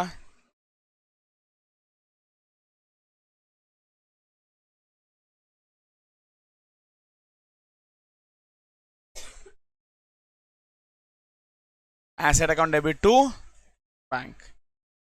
और मैं बता दूं ना, हम लोगों को ऐसा अलग अलग पास नहीं करना है। हम लोग क्या करेंगे मालूम है? इसका कंबाइन एंट्री पास करेंगे। कंबाइन एंट्री क्या पास होगा? सर क्या चल रहा है कब से? Asset account debit to bank, asset account debit to bank. हाँ, और अमाउंट में कितना आ जाएगा मालूम है आपका?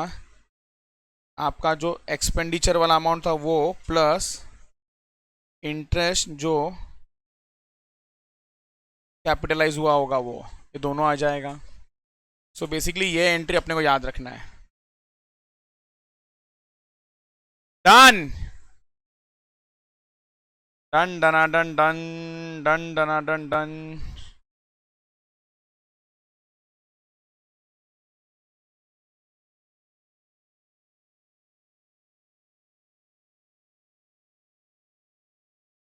अब हम चलते हैं थोड़ा सा प्रैक्टिकल कॉन्सेप्ट पे।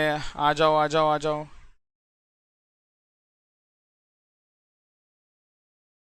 प्रैक्टिकल कॉन्सेप्ट पे चलते हैं अब, आ जाओ।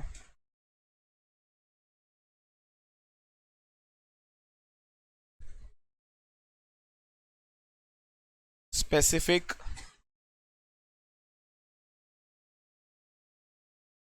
बोरोइंग्स। सर हम रुके कि टाइप 1 टाइप 2 कब आएगा? टाइम है उसके लिए, उसके लिए टाइम है। स्पेसिफिक बोरोइंग्स, देखो दो तरीके का बोरोइंग्स होगा। एक होता है स्पेसिफिक, एक होता है जनरल। क्या होता है ये स्पेसिफिक बोरोइंग? क्या होता है ये आप लोग के हिसाब से स्पेसिफिक बोरोइंग्स? स्पेसिफिक पर्पस के लिए अगर आपने कुछ बोरो किया होगा, तो अगर आपने कोई स्पेसिफिक पर्पस के लिए बोरो किया होगा ना, तो वो होता है स्पेसिफिक बोरोइंग। एक मिनट देखो, फर्स्ट वाला लाइन देखो, फर्स्ट वाला लाइन, फर्स्ट वाला पैराग्राफ। बेसिकली क्या बोल रहे वो लोग? When an enterprise borrows funds specifically for the purpose of obtaining a particular qualifying asset. अरे यार सुन लो ना, BMW कार के सामने अगर आपने लोन लिया होगा ना, तो वो लोन एक स्पेसिफिक हो गया, स्पेसिफिक हो गया। अगर एक बिल्डिंग का कंस्ट्रक्शन के लिए आपने लोन लिया होगा ना, तो वापस से वो क्या हो गया? स्पेसिफिक हो गया। सर जनरल क्या होता है? आपने लोन लिया है, पर वो लोन का अमाउंट है ना, उससे आप है ना कंस्ट्रक्शन भी कर रहे हो, मटेरियल के लिए भी पे कर रहे हो, आप अपने सप्लायर्स को भी पेमेंट दे रहे हो, तो अलग अलग काम कर रहे हो, तो वो हो गया आपका जनरल बोरोइंग। स्पेसिफिक मतलब वो स्पेसिफिक एसेट के सामने होता है। अब सुन लो ना, सुन लो ना, सुन लो ना। आपने लोन लिया 80 lakhs का। दिवेश आप आंसर देना। कंपनी ने लोन लिया 80 lakhs का। 80 lakhs कंस्ट्रक्शन के लिए तो चाहिए, बट ना आज के आज नहीं चाहिए, थोड़ा थोड़ा पैसा चाहिए। आज थोड़ी हम बोलेंगे कि आज पूरा 80 lakhs का सामान खरीदो और रख लो लाके, थोड़ा थोड़ा लगेगा। सर ये महीना कितना लगने वाला? 5 लाख। सर अगले महीने 10 लाख, उसके अगले महीने 5 लाख, उसके अगले महीने 5 लाख, उसके अगले महीने 5-10 लाख, उसके अगले महीने, ऐसा करते करते 5-5 लाख लगेगा। बताओ क्या करूं 80 लाख का? क्या करना चाहिए? इधर देखिए बिना, क्या करना चाहिए आपके हिसाब से? आपकी कंपनी, आपने लोन ले लिया 80 लाख, आपको मालूम है 3 महीने में 10 लाख लगेगा, इतना समझो, और बाकी का पैसा बाद में धीरे धीरे लगने वाला है। हाँ पैसा आ गया, अकाउंट में क्रेडिट आ गया, आपको मैसेज आ गया, your account has been credited, loan has been credited 80 lakhs। बोलो।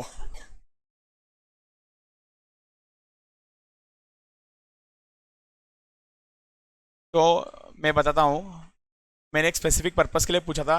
मैंने इनको इसलिए पूछा क्योंकि जनरली ना कंपनी करती है, मैं जहाँ पर पहले काम करता था हमारी भी कंपनी करती थी ये, आइडियल फंड्स होता ना, आइडियल फंड्स, उसको ना हम लोग इन्वेस्ट कर देते हैं।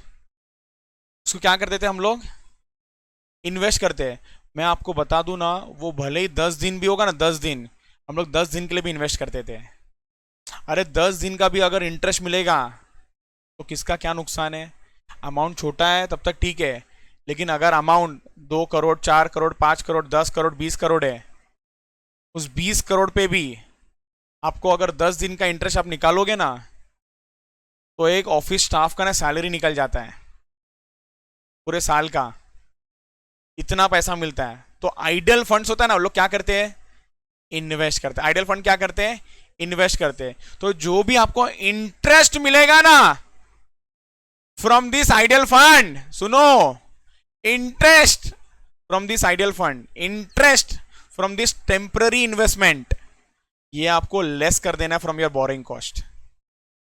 एक जगह इंटरेस्ट आप दे रहे हो और एक जगह ये इंटरेस्ट मिल रहा है फ्रॉम टेम्पररी इन्वेस्टमेंट्स, क्या करना? लेस करना, और उसके बाद जाना कैपिटलाइजेशन के लिए। एक बार देखो क्या बोला, amount eligible for capitalisation is, क्या चीज? बोरिंग कॉस्ट है आपके इधर। हाँ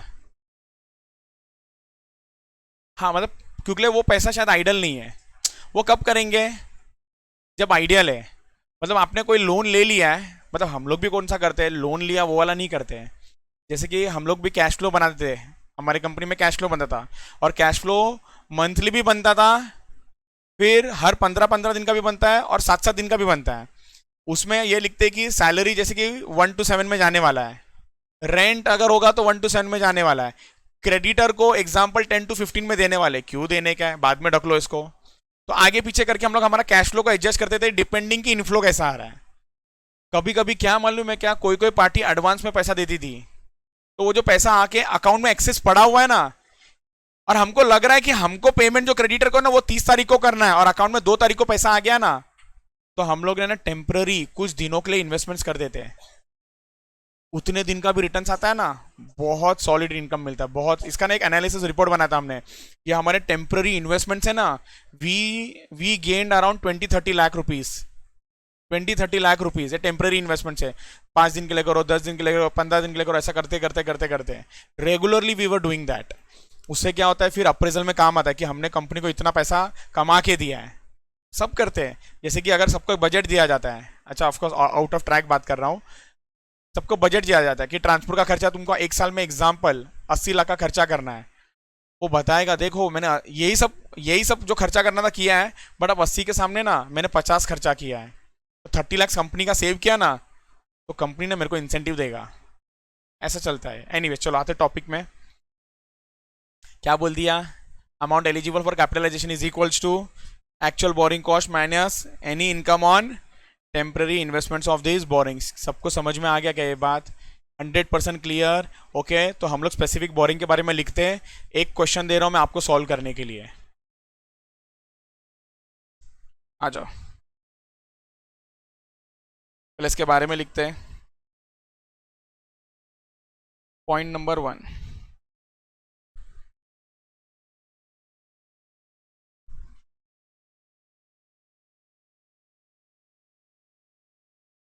it is a borrowing specifically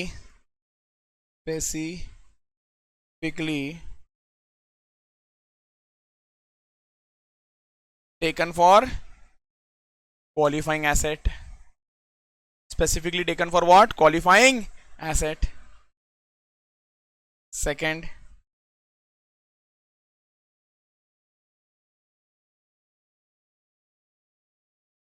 amount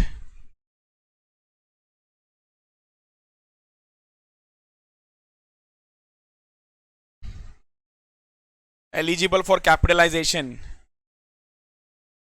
is equals to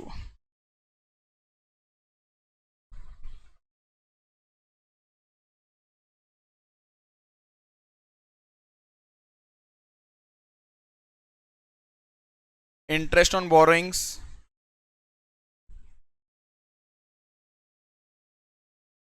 minus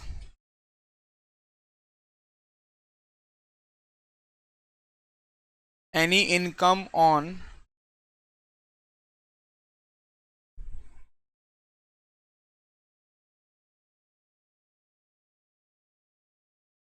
temporary investment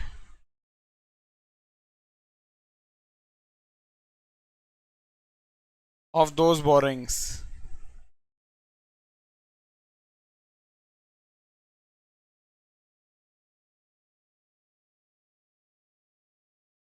Third,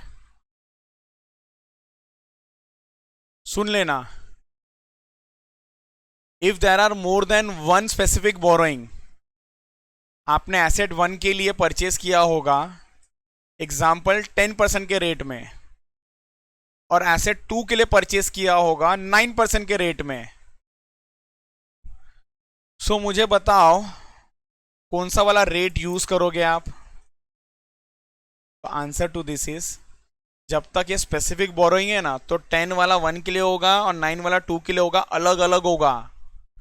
लेकिन अगर जाके जनरल बोरिंग पढ़ेंगे ना हम लोग, जब जनरल, तो आपको ना एवरेज रेट लेना है, 9 और 10 का एवरेज लेना है। लेकिन स्पेसिफिक में क्या होगा? उस स्पेसिफिक में स्पेसिफिक होगा, अलग अलग होगा। लिखो, if there are more than one specific borrowings, use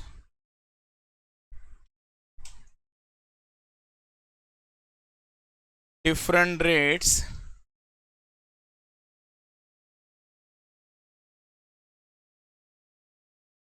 for all such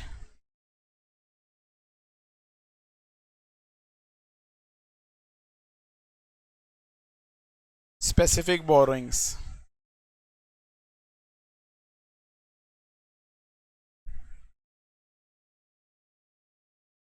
For all such specific borrowings. Clear? चलो, स्पेसिफिक बोरोइंग्स के अंदर ही हेड है, हेडिंग है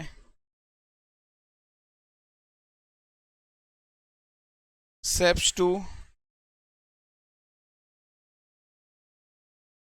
calculate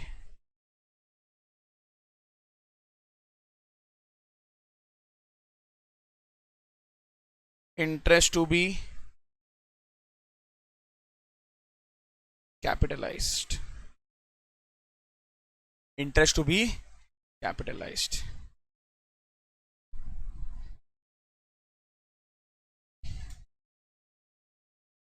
लिखो, स्टेप 1,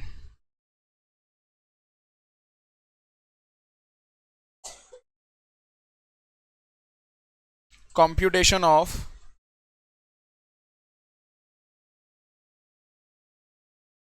वेटेड एवरेज एक्सपेंस।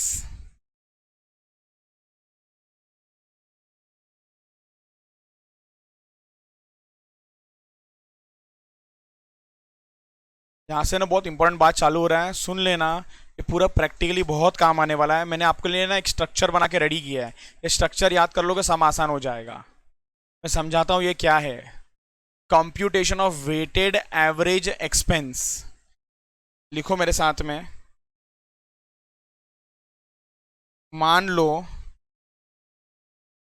आपने लोन लिया है ऑन 1 जनवरी 2024। आपने लोन लिया है 1 जनवरी 2024 और आपके खर्चे का डेट है, एक मिनट, ये एक्सपायरी डेट दिखता है आपके एक्सपेंस का डेट है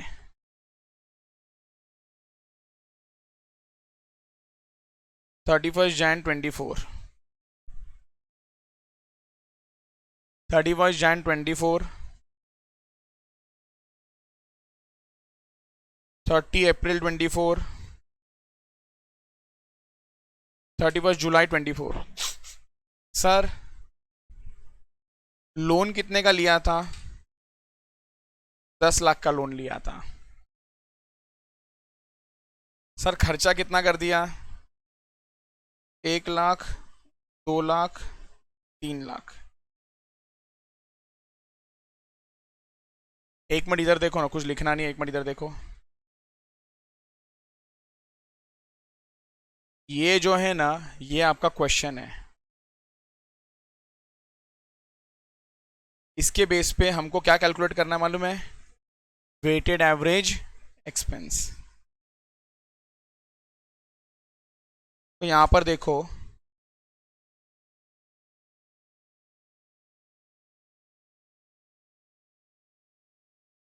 आपका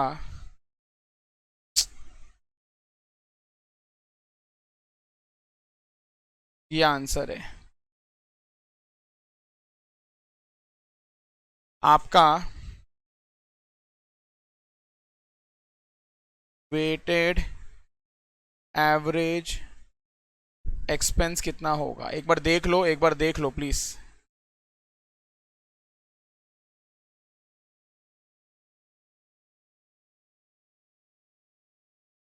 सबसे पहला तो फर्स्ट वाला जो है ना, फर्स्ट वाला जो अमाउंट है ना, फर्स्ट वाला जो अमाउंट, उस पे इंटरेस्ट कब से कब तक का कैपिटलाइज होना चाहिए। अच्छा मैंने 1 जनवरी लिखा तो year and will be 31 December, year and 31 दिसंबर। तो यहां पर इंटरेस्ट कैपिटलाइज कब से होगा मालूम है? जब से आपने खर्चा करना शुरू किया है। और आपने खर्चा कब किया मालूम है? 1 लाख का, बोलो ना, 31 जनवरी को किया है। खर्चा कब किया है? मतलब फेब से खर्चा कैपिटलाइज होना शुरू हो जाएगा। ये समझा कि नहीं समझा? पक्का? तो यहां पर देखो, मतलब यहां पर है ना, आपको क्या करना है मालूम है? 1 लाख इंटू 11/12, 1 लाख इंटू 11/12। मुझे ना आंसर नहीं चाहिए, सुनो ना, कैलकुलेटर मत यूज करो, दिमाग यूज करो। मैंने क्या बोला? 31 जनवरी 2024 से लेकर 31 दिसंबर 2024 तक का इंटरेस्ट क्या होने वाला है आपका मालूम है? कैपिटलाइज होने वाला है। मेरा जो भी कहानी चल रहा है ना, वो कैपिटलाइजेशन के एंगल से है। मैं फिर से एक बार बोल रहा हूं, आपका जनवरी में अगर आपने खर्चा किया ना, तो जनवरी के बाद से, क्योंकि सर एक रूल पढ़ा था हमने ऊपर, क्या पढ़ा था? Expense should be incurred, expense should be incurred. अगर आपने एक्सपेंस किया होगा ना, अगर आपने एक्सपेंस किया होगा, क्या बोला? एक्सपेंस किया होगा, तभी से क्या करना अलाउड है? कैपिटलाइजेशन। कमेंसमेंट ऑफ कैपिटलाइजेशन कब से करना लिखा के दिया था। तो यहां पर भाई आपने खर्चा कब किया? 31 जनवरी। आपने लोन कब लिया? 1 जनवरी। 1 जनवरी को लोन लिया, अरे भाई सुन लो, जैन का इंटरेस्ट तो आ तो जाएगा, बट वो कैपिटलाइज नहीं होगा। तो कैपिटलाइज कौन सा होगा? फेब का, मार्च का, अप्रैल का, मई का, जून का। मान लो ये कोई नहीं है, वापस से बोल रहा हूँ आखिरी बार। क्या हो गया? ये तुम लोग ऐसा खास खास के ना बीमार मत कर दो, हाँ, आजू बाजू वाले को। कौन था वो? अच्छा वो है क्या? ठीक है, कोई बात नहीं। ये चलो होता है, इधर देख लो, इधर देख लो। तो 10 lakhs के ऊपर मान लो 10%, ये भी 10 ही लेता हूँ, नहीं तो आप बोलोगे कि सर ये क्या हो गया। 10 लाख के ऊपर 10%, 1 लाख होता है। 1 लाख का इंटरेस्ट क्या पूरा कैपिटलाइज होगा? Answer is no. 1 lakh divided by 12 कर देना, तो 1 महीने का इंटरेस्ट एक्सपेंस आउट हो जाएगा, और जो 11 महीने का इंटरेस्ट है वो क्या हो जाएगा? आपका कैपिटलाइज हो जाएगा, कॉस्ट में ऐड हो जाएगा। ये समझा कि नहीं समझा? इधर नेक्स्ट।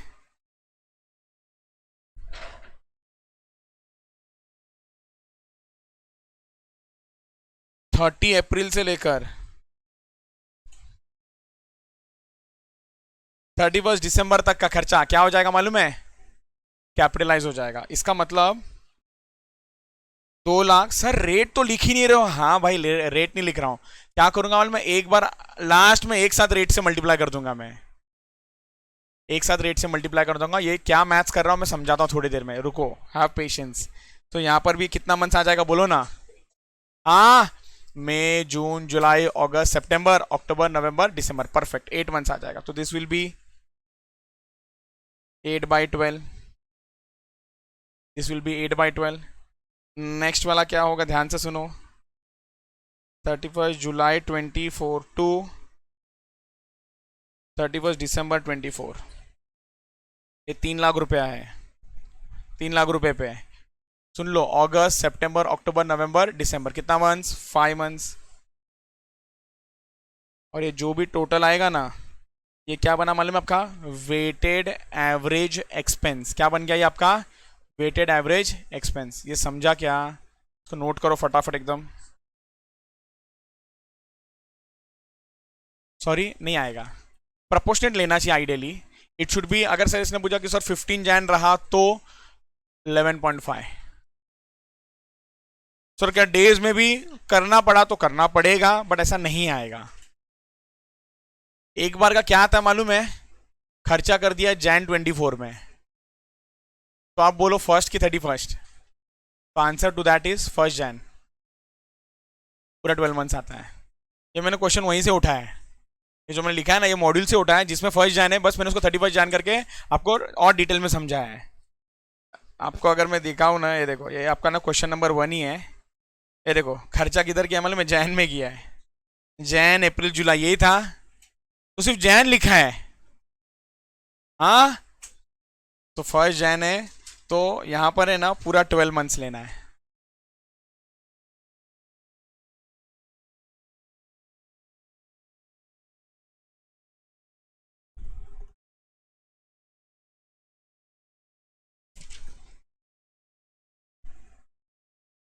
सुन लो दिवेश, 4 ही स्टेप है, 4 स्टेप। तो पहला स्टेप सबको समझा क्या करना पड़ता है? Weighted average expense. ए सुनो ना, एक बार सुनो ना, मैं पहले इसके पीछे का मैथ्स समझा दूं। मैथ्स फाउंडेशन वाले को मालूम है ये बात, जो लोग फाउंडेशन थ्रू है ना उनको मालूम है। डायरेक्ट एंट्री वाले लोग सुन लो, मैडम आप भी एक बार सुन लो।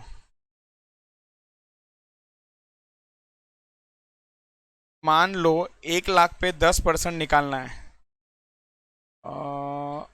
8 महीने का इंटरेस्ट कितना आता है जरा बताओ? कितना आता है जरा बताओ?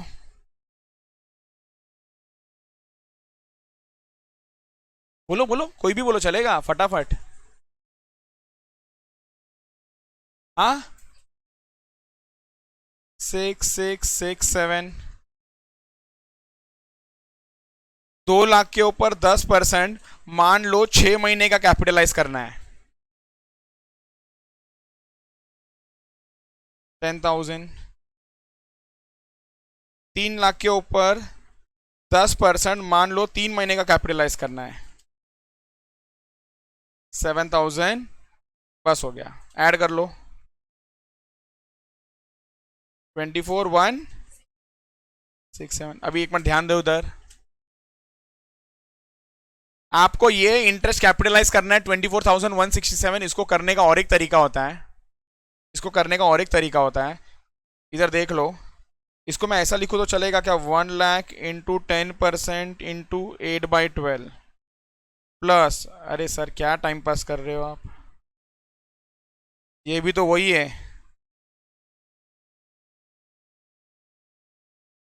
अरे ये भी तो वही हो गया, इसका भी आंसर वही आएगा, हाँ या ना? मैं आपको बता दूं ना, कॉमन क्या मालूम है आपको? 10% कॉमन है, और एक चीज कॉमन है, ध्यान से देखो, डिवाइडेड बाय 12। सो ये जो 10% है और जो डिवाइडेड बाय 12 है, चाहिए तो मैं बाद में ले सकता हूं, बट मैं क्या करता हूं, मैं 10% को कॉमन ले लेता हूं। अगर 10% को कॉमन ले लिया तो क्या हो जाएगा? 1 लाख इंटू 8/12, फिर 2 lakh into 6/12 plus 3 lakh into, अरे यार ये जो है ना, इसी को हम लोग नाम दे रहे हैं वेटेड एवरेज एक्सपेंस। और इस वेटेड एवरेज एक्सपेंस को एक बार अगर मैं बस 10% से मल्टीप्लाई कर दूंगा ना, तो इंटरेस्ट मिल जाएगा।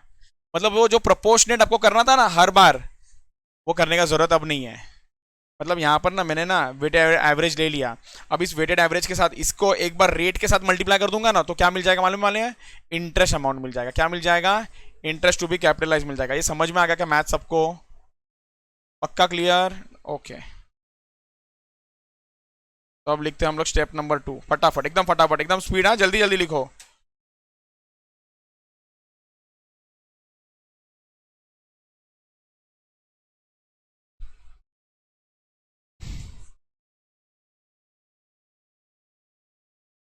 मैडम आप देख लो, स्टेप 2,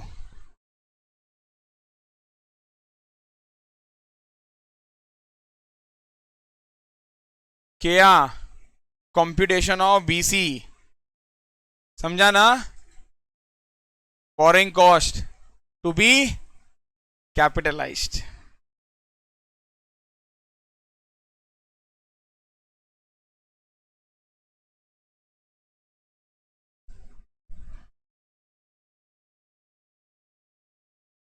कैसा मिलेगा मालूम है आपको?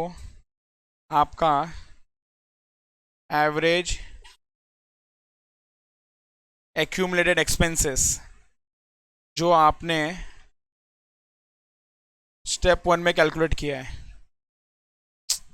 एक मिनट इसको स्टेप 2 लिखने दो जरा। स्टेप 2 जो आपने स्टेप 1 में कैलकुलेट किया है, उसको आप मल्टीप्लाई कर देना किसके साथ? आपका रेट ऑफ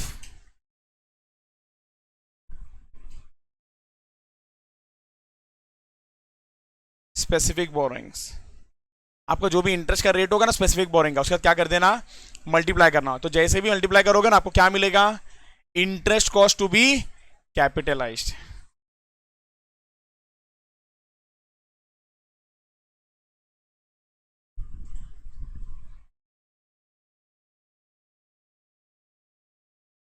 स्टेप 3, बोलो कार्तिक बोलो, पक्का? स्टेप 3 जरा ध्यान से एकदम, इधर घपला होता है। Computation of BC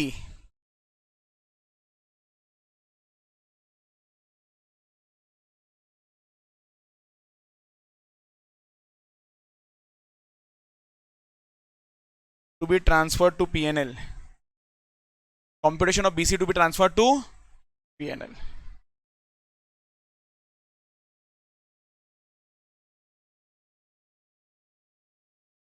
Computation of BC to be transferred to PNL.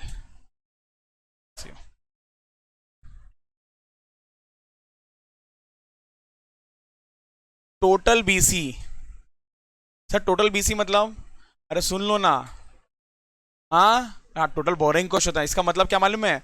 आपने जब से लोन लिया है ना, तब से उसका मीटर चालू हो गया है। आपने वो कंस्ट्रक्शन में खर्चा किया नहीं किया, कोई लेना देना नहीं है। ये क्लियर? मतलब अगर मेरे एग्जांपल में बोलूँ ना, आइडियली आपको इंटरेस्ट है ना 10 लाख के ऊपर है ना, 10 लाख के ऊपर है ना, पूरा 10% के हिसाब से पूरे 1 साल का लगेगा 1 लाख। तो 1 लाख आप बैंक को इंटरेस्ट पे कर रहे हो, बट उस 1 लाख में से कुछ पोर्शन ही सिर्फ क्या होने वाला है मालूम है, कैपिटलाइज होने वाला है। समझा कि नहीं समझा? तो total boring cost minus PC capitalised, हाँ परफेक्ट, वो लिखा रहा उसके नीचे लिखाऊंगा पीसी जो आपने कैपिटलाइज्ड किया होगा। सो बीसी कैपिटलाइज कहां पर किया मालूम है हमने, स्टेप 2 में किया है। और टोटल बीसी के नीचे लिख दो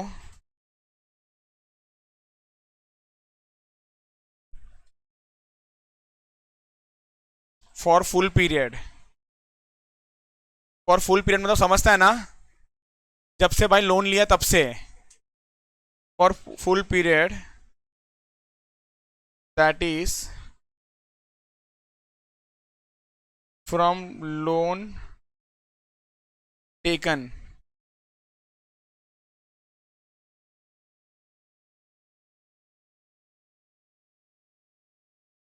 and last point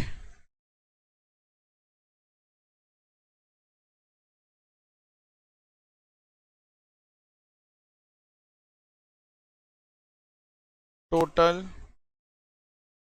amount to be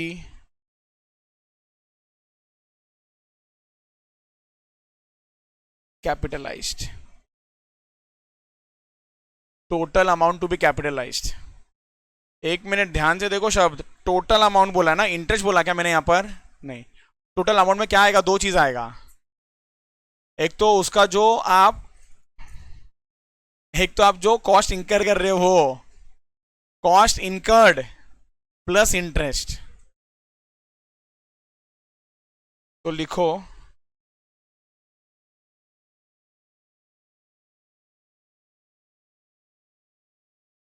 cost incurred plus interest to be capitalised. Done done done done.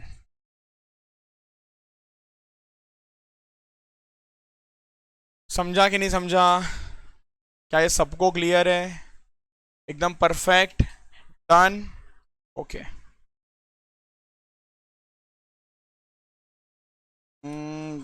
चले गए हैं। चलो एनीवेज, इसके आगे का ना हम लोग नेक्स्ट लेक्चर में कंटिन्यू करेंगे, ठीक है? इसके आगे का मेरे हिसाब से ना आपको नेक्स्ट लेक्चर, तो ठीक है चलो, अब तक हमने सम स्टार्ट ही नहीं किया, बट उसके नेक्स्ट लेक्चर में ना पूरा बीसी खत्म हो जाएगा, ये बोरिंग कॉस्ट, ठीक है? चलो थैंक यू।